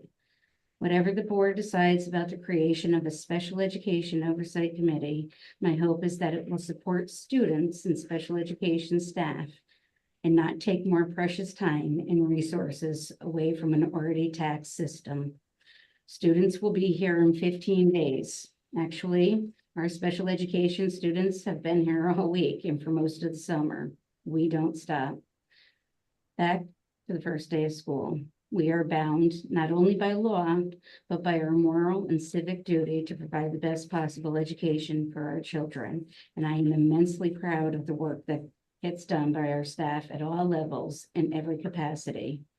If this oversight committee can truly assist in that effort without jeopardizing the confidentiality of our students, I welcome the support, as I told you. And again, this is the first time I've heard of any kind of this, the committee of this kind. So again, I welcome the support if that's indeed what it is. Right, and I think it notes too that we are incredibly proud of special ed. I think it's something we talk about all the time in this district, and I hope that everything that gets discussed and looked through is exactly what I hope for, and that everything is supported and needed, and we are making sure that those staff and the students are supported. So, yeah, Jen, and I appreciate all the hard work you do. Anyone else have any other comments before I?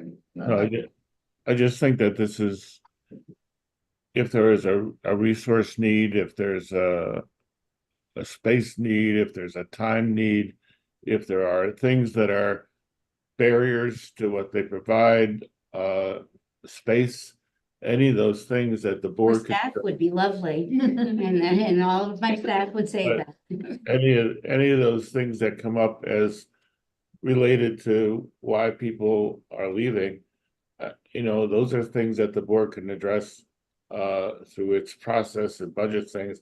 So those are important as well.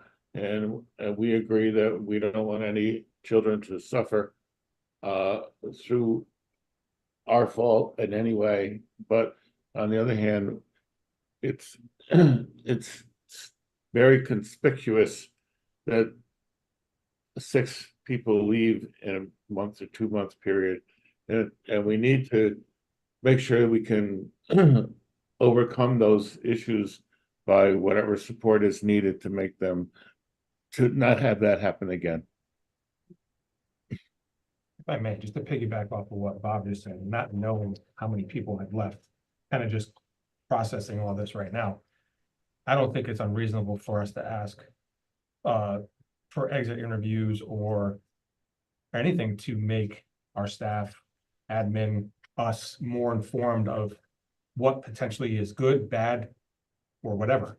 So I don't see any committee or anything as being, when we're trying to just make sure that things are going well, as a negative. So I just want to put that out there. Right, and there has been some discussions along this, and I know Jen said this first heard about it, but Recruitment.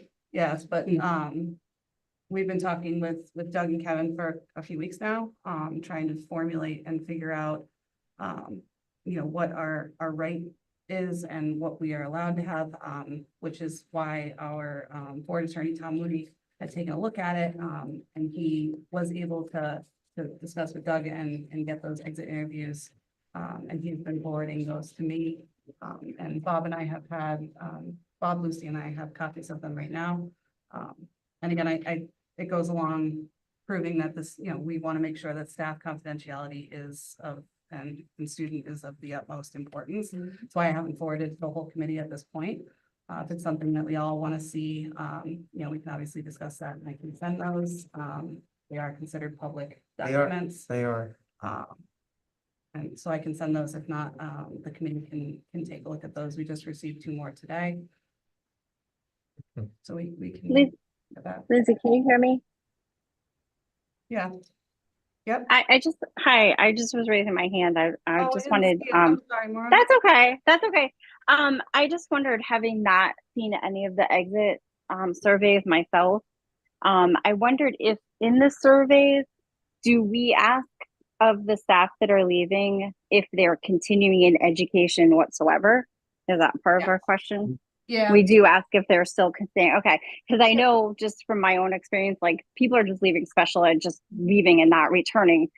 So that was my first question. I wondered if they were, if that was a question of if they've gone somewhere else in special ed, or maybe they even went and left special ed, but they're certified in other grade levels, and they've just left special ed to go teach somewhere else. If we ask that. Yep. And so Okay. I think, Kevin, if you could send a blank copy of that exit survey just to the board, so they know what's asked, I think that would be really helpful. Will do, That is Lindsay. one of the questions that's asked. Okay, and Yeah. just one more too. And again, I could wait till Kevin sends it, but do we ask if they are going to a district that is paying more? No. Okay, I would think that's very important to ask. I think that as a board, we need to know if our staff is leaving because many other districts around us, especially in special ed, are paying more or have more incentives. I do believe that may be a reason why some people are leaving. Yep. I also- Insurance benefits would be a good question to ask as well. Right, exactly, Jen. I think there is a section that allows them to elaborate on why and how, but if it's not asked specifically, it might not be something they bring up. But, there is a good chunk of, wording that says, why, that they can comment on, but it would be good, it would be good to be able, some of those things that come out of this committee could be that, revamping the exit survey to be, more specific, or we can aid in that as well. I also think we need to be prepared and even expecting to hear that I agree with the votes that we've taken. I agree on the grade configuration. I agree on everything. However, some teachers may not like the direction, may not like having to move. And so we have to be willing to accept the fact that some people may be choosing to leave because of some of the decisions that we've made and the direction that's going in. Well, hence the feedback is. Right, important. exactly. Yeah, so I'm, Yeah. that's why I'm confused why we don't get exit interviews anyway. I mean, and to be- Because it is to be important for us to clear, make decisions on. those resignations we don't have any classroom resignations in the district since June, correctly, classroom. That's correct. So, I mean, it is disproportionate, to where if we were seeing like proportionate amount of classroom teachers, I would think it would have to do with, possibly that, and then we could have done an oversight committee on all staff. I think that it's not something we've been around, because we're not seeing that, what we are seeing is, This was 6. definitely a very thing. Oh, no, I know. For special ed, this was the shocking, this was. John, as I understand it, the state requirement to do the exit survey is pretty recent. We've been doing it since, what, 2017? That's correct. Again, And and we the don't statute do it- went into effect yeah. January And the 1st. statute's only for teachers. It's to address the teacher shortage and the disproportionality in some of those. Mhm. We do it with all employees. I think now that we understand the kind of legal parameters around this, we can send you all of these. The reason you probably haven't been receiving them is that I think it's, again, I'm gonna put him on the spot, but I think it's kind of Kevin's job in HR to look at those and to convey to me and for me to convey to you all if we see patterns historically, because it's not just the exit surveys. Sometimes there'll be an exit interview that folks want to have with the district. That's always offered as well. And I think that's the other point that's important as the committee gets into this work, is that we offer the exit survey. Everybody doesn't complete one. No, I get it. We do the same thing. And I'm sure you know the same things. And so that's So why, every employee is offered an exit survey. correct, right, Kevin? Yes, and the opportunity to meet with me as Yes, well. yes. If Yeah, they, we if do they the same want to. thing. I mean, Historically. what I think is vitally important is just the feedback that you're getting from those, whether they're positive, they're negative, or they're neutral, whatever they may be. I think they're important to have. I don't need to see them all. I mean, I trust that Kevin is going to be able to take that information and do what he needs to do with it. But with this particular incident, because again, just hearing of it, 5, 6 people leaving. okay, maybe that's something we need to take a look at, right? And Mhm. it may be good, maybe bad, or it may be nothing, but I don't think it's a bad thing that we check into it. That's all. I think it's important to know some of the root causes. I don't know specifically, I don't have the data or the science. All districts are experiencing a huge number of just more students being identified as requiring special needs. Mhm. I'm looking at this as an opportunity right now. We've got a dialogue started. You're reaching out for help, and as we approach budget season, we need to look for maybe offsets to direct some resources towards there. I know specifically where I work, our staff has got a huge caseload. Yep. And it's very, very stressful. We do indeed also have lots of turnover. It's happening It's a lot everywhere. of turnover. And not making excuses for anything, The but level of need is higher, even for our regular ed students. The level of, the level of emotionality in all people is high. And as a teacher, you know that, it's. I would just speculate, exit interviews would say caseloads maybe are a little bit overwhelming. I don't know, but The job is overwhelming. The job is overwhelming. And the job requirements are overwhelming. And especially if you're somebody who cares, realizes you can't do everything. it's a tough job. Do we have a motion? What do We do have a motion, we have a second on the board, to establish an ad hoc special education oversight committee. With the ability to put together goals, vision for the committee and have a agreement between administration and the board before the first meeting of that committee. Okay. All those in favor? Aye. Aye. Aye. Aye. All right, any opposed? Any abstain? Motion passes.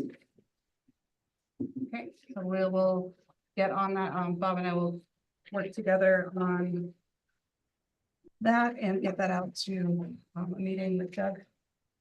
Hopefully, give you guys some information on when that will meet. And then, Who's on that committee? Did you say? myself, Bob, Lucy, and Tina, I and didn't any hear. administration that Doug finds necessary. I would imagine myself. Of course. Okay. Well, I imagine he'd ask you. I would hope so. Yeah, and I- I'm gonna include Kevin as well, Yeah. if that's okay, just because of this. Yeah, I just didn't want to put you on the spot if you hadn't thought of it or. No. So, with Jen and. Do you include staff in those? Is that a thing What was the question? To have staff on that. about staff? Well, not as committee members, just as like regular attenders, I guess. They don't have to, I guess it, to answer your question, Tina, I think goes back to what Lindsay said. Based on how we see the first committee's agenda going, I guess based on that, we'll determine who it would make sense, Me whether the and board is then requesting or CPR whether I think talk it'd to be a people, good idea. yeah. And then, right, it's hard for me to envision it based on tonight's conversation without the two of them, but we'll just have to see how it plays out. Okay. All right. Moving on,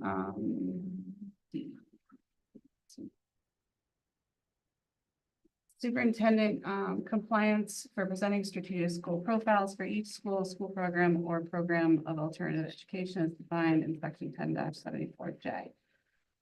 So this agenda item has to do with, so on every single year, there's a state statute that says that the first, week in November, a strategic school profile has to be presented to the Board of Education and then submitted to the state.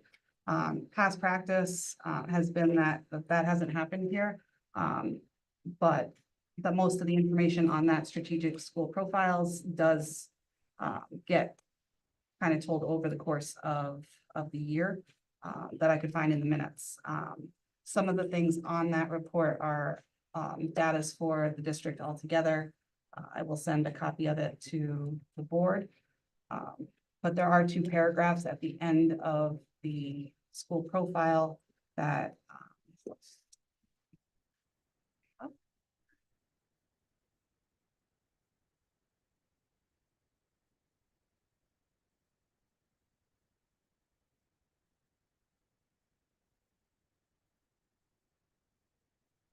Tina, do you have those in front of you?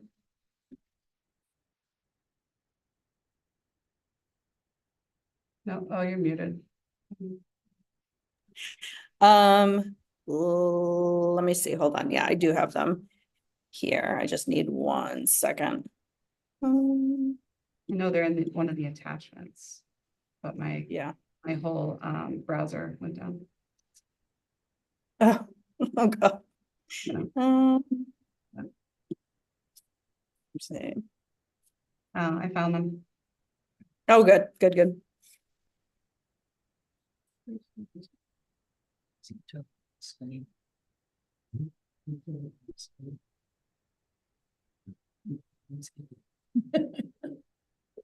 You're loading the web PDF documents. So there's 2 sections under the narrative portion. School district improvement plans and parental outreach activities and efforts to reduce racial, ethnic, and economic isolation.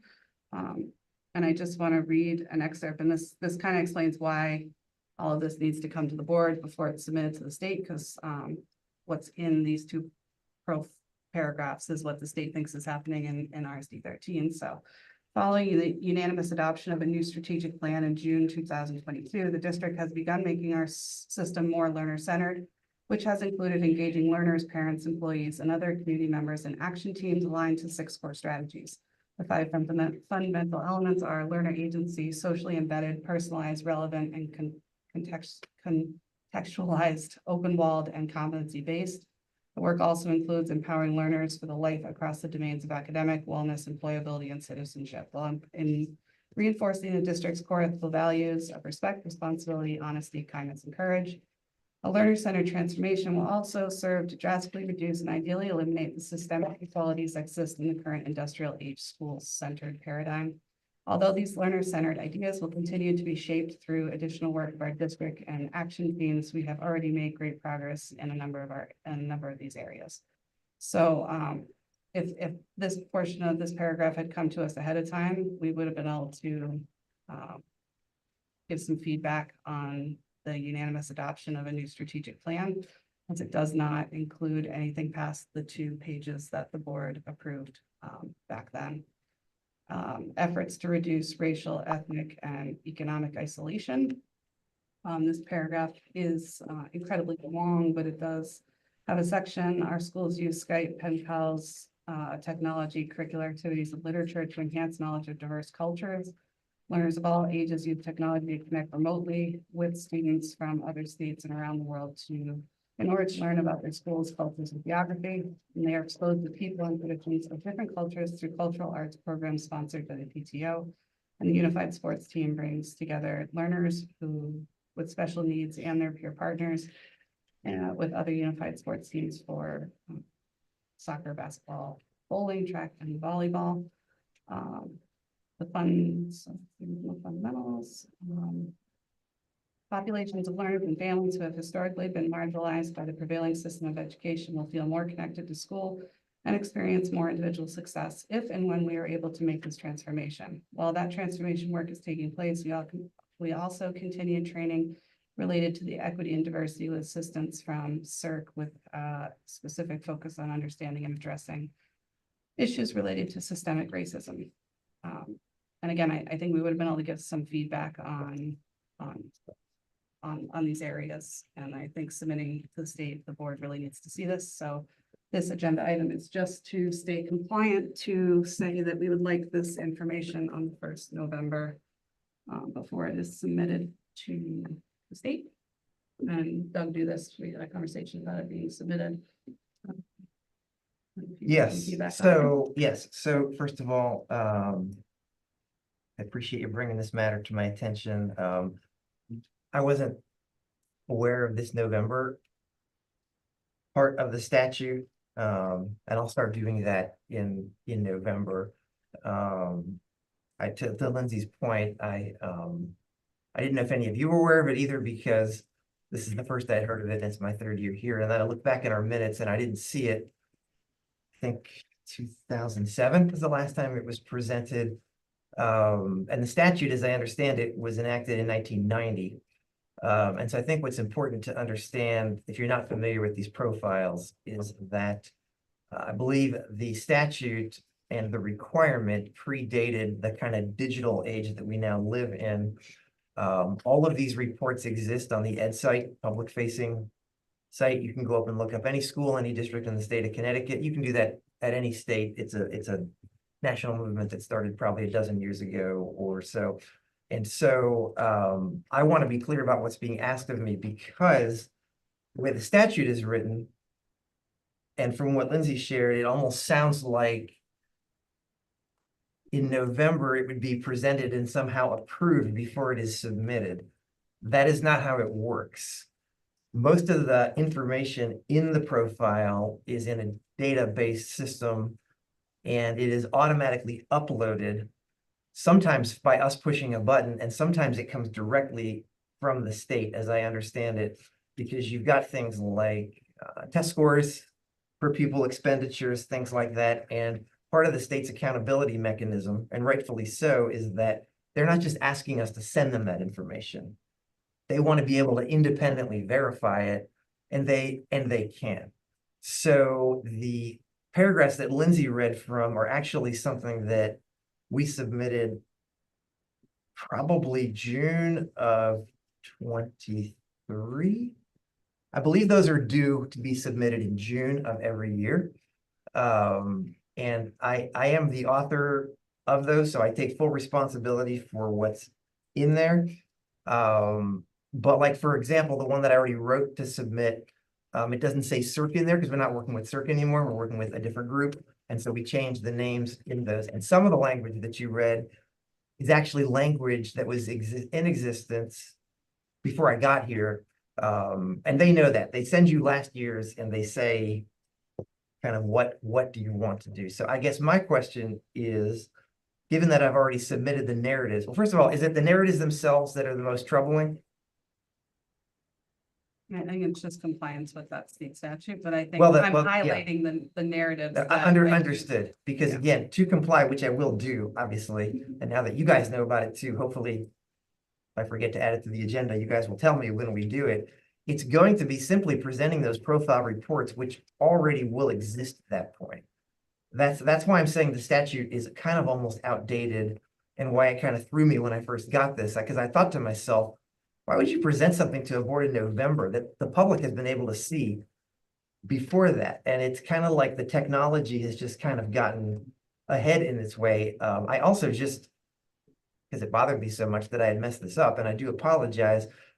I looked at a handful of other districts, their November agendas from last year. I couldn't see any of them doing that. In fact, even the most recent one I found from our district, it basically said the superintendent handed out copies to the board and asked them to contact her if they had any questions. There wasn't a discussion. There was nothing in the minutes. The spirit of it, one would think, as I understand it, would be to actually not just hand the information to the board, but actually talk about, goes back to what Linda was saying about data, because most of it is data in there.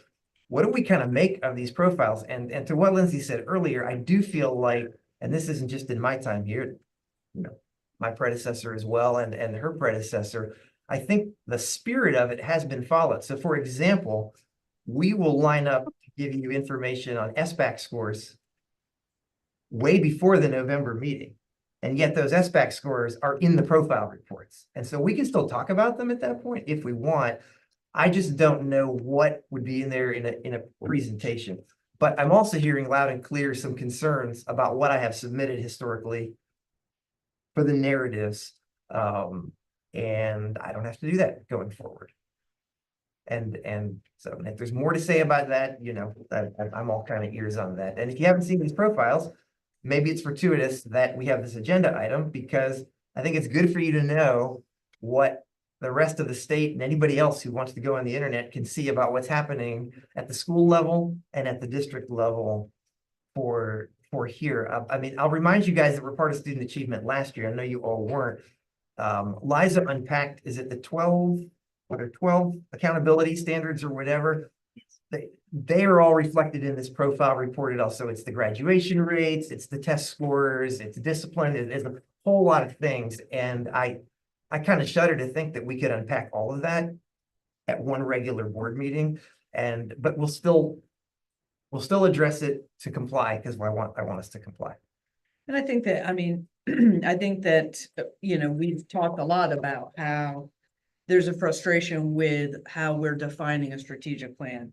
And I think when we read in the narrative, I still don't think we have a strategic plan, because to me, it's a tome and it's, you know, it has time, right? So I think that for personally reading like you said, the numbers are numbers, the quantitative stuff is all there. For me, it was reading, and you know, my personal and professional, but my, you know, lane is the equity work. And I'd like to see the evidence of how many teachers, what percentage of teachers, how many hours of, you know, anti-racist, anti-bias training is happening. Yeah. Because we've heard, yes, we're working with, and it's happening, but I'd like to know more. And how are we gauging whether it's effective, or if we're seeing growth among, in anti-bias among all of our staff. So for me, that's the frustration was definitely the narrative, because it just doesn't necessarily represent what it's not what I would have written. Fair point. Yeah. Fair And point. I think too, so that this year's profile's already been submitted. The narrative profile, I believe, was due in May or Yeah, June. they're like a year or more late, like Yeah. they lag. Yeah.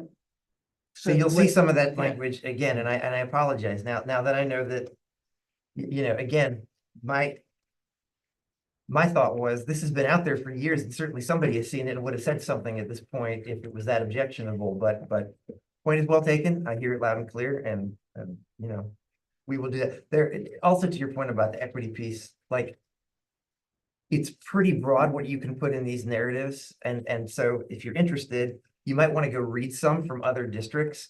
They don't all read the same. Some have great specificity, and and it's a narrative, so you can really write it any way that you want. And, you know, if somebody else would like to write it, I actually don't have a problem with that. When I first got here, I was told this is something that you know, had to be done, and I don't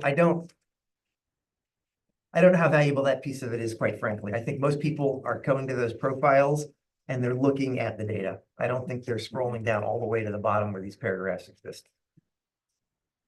I will say, I think that people who know about those profiles and are looking for jobs, I think they do. Like, before they apply, they're gonna look and see, especially, you know, increasing educator diversity, they're gonna look and see what kind of initiatives and things are happening in the district before they decide to. I don't disagree, Yeah. but I think they're also looking at, and correct me if you disagree, what is the current racial makeup of the staff there, Right. of Yep, the yep. learners, of the Yep. whole population, and that's, I mean, from the stuff that Kevin's been going to and work that I've done, that they're looking at that too. Yep. I don't think it's either or, but I think it's Correct. both. I agree. And a greater commitment to that work might make them more attractive Right. to come here. Anyone else? All right, with the motion? You know, Bob, let me see. Oh, I hear you. Okay, sorry. Did you want me to make the motion? Is that what you're saying? Yeah, that'd be great. Okay, alrighty. So the motion is per, the board's attorney. So moved that the board directs the superintendent to present the strategic school profile for the school district at the next regularly scheduled meeting of the board to remedy the failure to do so last November as required by law. Related information, Connecticut General Statute, Section 10-220C. All right, there's a motion. Do we have a second? Sure. Second by Linda. Any other discussion? No other discussion. All right, all those in favor? Aye. Aye. Right. Aye. And since Aye. the motion is passed, Aye. can I ask the way it was read? I understand, then you want me to present last year's in September, and then in November, do the one Yes. that would be in the regular cycle. Correct. Okay. Yep. Can do. All right, motion passes. Policy review. Bob, do you have those? Are you ready to do policy? Are we tabling policy? Yeah, I can do it. These won't take very long. All right, go ahead. We're on the second read of these policies. They're all 5,000 series. The first is chemical health for student athletes. We're keeping in the current one. The item B, concussions, it was replaced and it exists in the 4,000 series. So E, drug and alcohol use by students is current and we're recommending to keep it. D is education and stability procedures. That's a shipment one. It's new. It relates to foster care and a few transportation of students. That would be a new one. Food allergies and diabetes is current, and we recommend to keep it. The fundraising activities is also recently done, and then we recommend to keep that as well. Homeless children and youth is current as well, recommended no change. The immunization is new. It covers new criteria from Shipman, so we're recommending to adopt a new one. Deals with other diseases that weren't in ours. The meal charging, we recommend to keep that. Non-discrimination to student, we recommend to keep that as well. Recess and play-based learning is a new statutory requirement. Recommend to adopt a new one drafted by Shipman. And L, student attendance, truancy, and chronic absenteeism, we recommend to keep the existing one. And the student discipline, the last one is a new one that's recommended by Shipman. And if you have any questions, this is the second time we've gone over them. But they're ready for a vote if you're ready to adopt all of them. We have a motion to adopt the 5,000 series, section A through M. So moved. By Tina, second by John. Any discussion? These are all obviously the second read of these, but I did look through them today and they do reflect the minutes from the policy meeting. So I've been trying to do that when we have second reads, just so that things are reflected the way the policy does. All right, with that, I'll take a vote. All those in favor? Aye. Any opposed? Abstained? All right, motion passes. Number F. So we have some, so for F, this is the one we just added. It's the motion to approve the donation from Liberty Bank under the advertising policy to accept a donation to put up a track and field records board. I can't remember, Kim, where they said it was gonna go. Is that going in the field house or? Yeah, I didn't hear that. So Like they said at the entrance to the track or it could somewhere. be, yeah, it could be the entrance. I thought there was an email today about maybe on the building or near the building. I don't know. Okay, so without knowing where, we want to be able to accept that, so we can have that made. And it doesn't need a formal vote, I guess now, because Doug said he looked at the policy, and we may have to, Bob's gonna take a look at the policy on how we're accepting, whether board has to approve for certain amounts. But I did want a consensus only because it does say Liberty Bank, as they are the one that purchased it. It's gonna be at the bottom. And it'll just have the records for our athletes in the district. Then we're okay Everyone, with it. we have a consensus and we're okay with doing that. I think Doug said we only need a consensus to move forward with it. If Yeah. the mock-up is representative, right, because it is little, right, it's just little on the bottom, that's harmless. I would hate to think that the mock-up is actually kind of like, it's gonna change, and then Liberty Bank's gonna be huge. I have the actual. Can you put an dimensions, emu on there so- then? It's 8 foot by 7 foot? Yeah, we had to look up the policy. Yeah. And the policy actually says, I am to inform you all and I am to approve, but in truth, this is kind of being brought to all of us collectively in the moment. I do support it. I want to be on the record saying that I do. And you kind of were informed by Henry, even though you should have been informed by me, so we'll This we'll is smooth out the these actual processes. mock-up of Yeah. it. It's incredibly small at the Right, bottom. that's what I mean. It's So a if tiny that little is a square. true representation, I'm cool with it. So the original plan was to hang it on the new field house, but because it does have the Liberty Bank on it, I guess we just wanted your approval to still hang it on the field house. It's actually teeny tiny and you probably won't see it in comparison to the giant banners we have for advertising. So I actually think it's smaller than we do for the advertising policy. As a former track coach, I would say this is a really cool thing, and it's a big deal to the kids that are involved in it. Some would come back years later and point to their name, and you see it in swimming too, and think sports where there are records, so I think it's great. And as, I mean, Henry said, TV commercials. and everything. and Henry had said, you know, this is something that the benchmarks have been looking at, wanted to do for the track athletes. And I mean, I had it in high school. I still have one sitting there. Well, I did a couple years ago. I don't know, they're really good now, but it's a pretty cool recognition. And sometimes it's not always recognized. So we have banners for different accomplishments and different halls of fame. And this is, you know, someone breaks a school record and, you know, it could stay there for a really long time. All right, so consensus, we are good there. Any concerns, guys? Nope.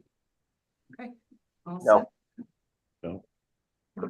Public comments, do we have any? No, we have no in-person public comment. Do we have any public comment online? If you can, just raise your hand.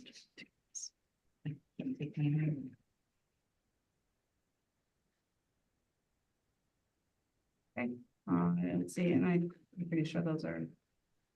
There's Ken and Sandy, so, okay.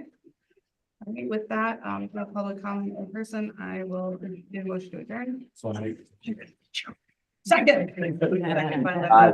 All in favor? Aye. Thank you. Thank you all. Yes. Have a good night, guys. Have a good night. Paper Thank towel or something. Yeah, something. You stole his you. Hold on, don't go anywhere yet. You stole his thunder. Stole her